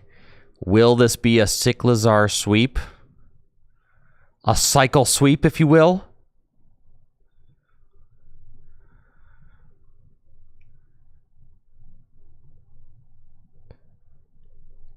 I'm not really seeing a way out for Kai. Oh yeah, if I'm Kai, I'm scooping it up for sure. Yep, this a scoop angle. A roly-coly versus the world, like, I'm good, dude.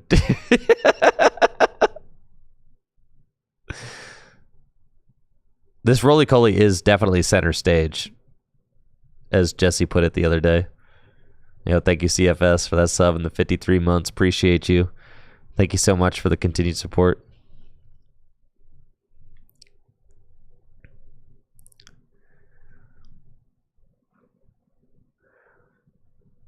Versus Seeker. I don't think that there's Raihan. What are we Raihan into? The Coley? Oh, man. All right, Raihan to roly-coly. Okay. And we're going in. All right, what one card is going to do it? Carcole. We're reading Carcole's attacks. You know it's not good if we're reading Carcole's attacks. You know it's not good if we're reading What does Carcole do? Not enough, dude.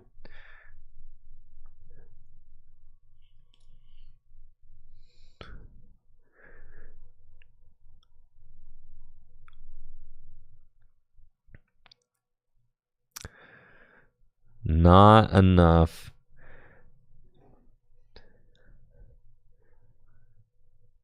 The extremely rare Carcole appearance on stream. Love to see it.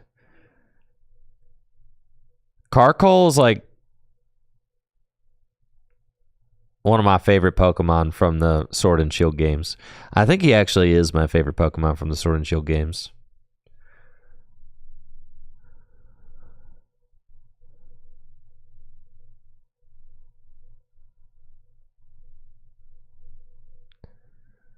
All right, I'm trying to look up.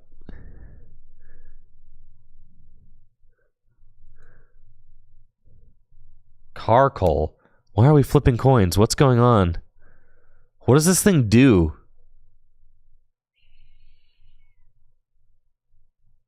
All right, GG's. Anthony is your Gym Leader Challenge champion. Let's go. Congratulations to Anthony. 5-0. Colorless taking down another league night. Anthony winning his first badge of the season with his colorless deck featuring Fairy Energy and Mina. Congratulations to Anthony, and also congrats to Kai, who surely finished in the top 4 with good resistance. And I gotta say, it's been a great night. 32 players for tonight's Gym Leader Challenge League. Over $200 store credit in the pool. Oh, Dave Cook and Chris Fulop ending the night playing each other. That's funny. They definitely came together and they ended up playing as well in the final round. That is fun. That's going to do it for the stream tonight, folks.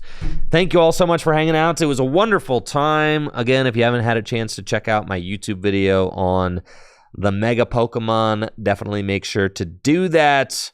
I'll be back next week with some more streams. I'm also working on my Tricky Hideout videos, so stay tuned for that as well. That'll be the next upload that I get to. It'll either come out, I think it's very optimistic for me to think that I'll be able to finish editing the entire video tomorrow. So the Hideout video will release early next week, and it is going to be a banger, a certified banger for sure. So stoked about that. Thank you guys all so much for the support and for the love today. Hopefully you guys had fun watching the stream. Happy Pokemon Day. And you all have a wonderful weekend. I'll catch you next week, okay? I'll update my stream schedule in the Tricky Gym Discord as I get my next week figured out. Thank you, Axel Fuhrer, for that sub in the 26 months. Well, let's go. Y'all have a wonderful night.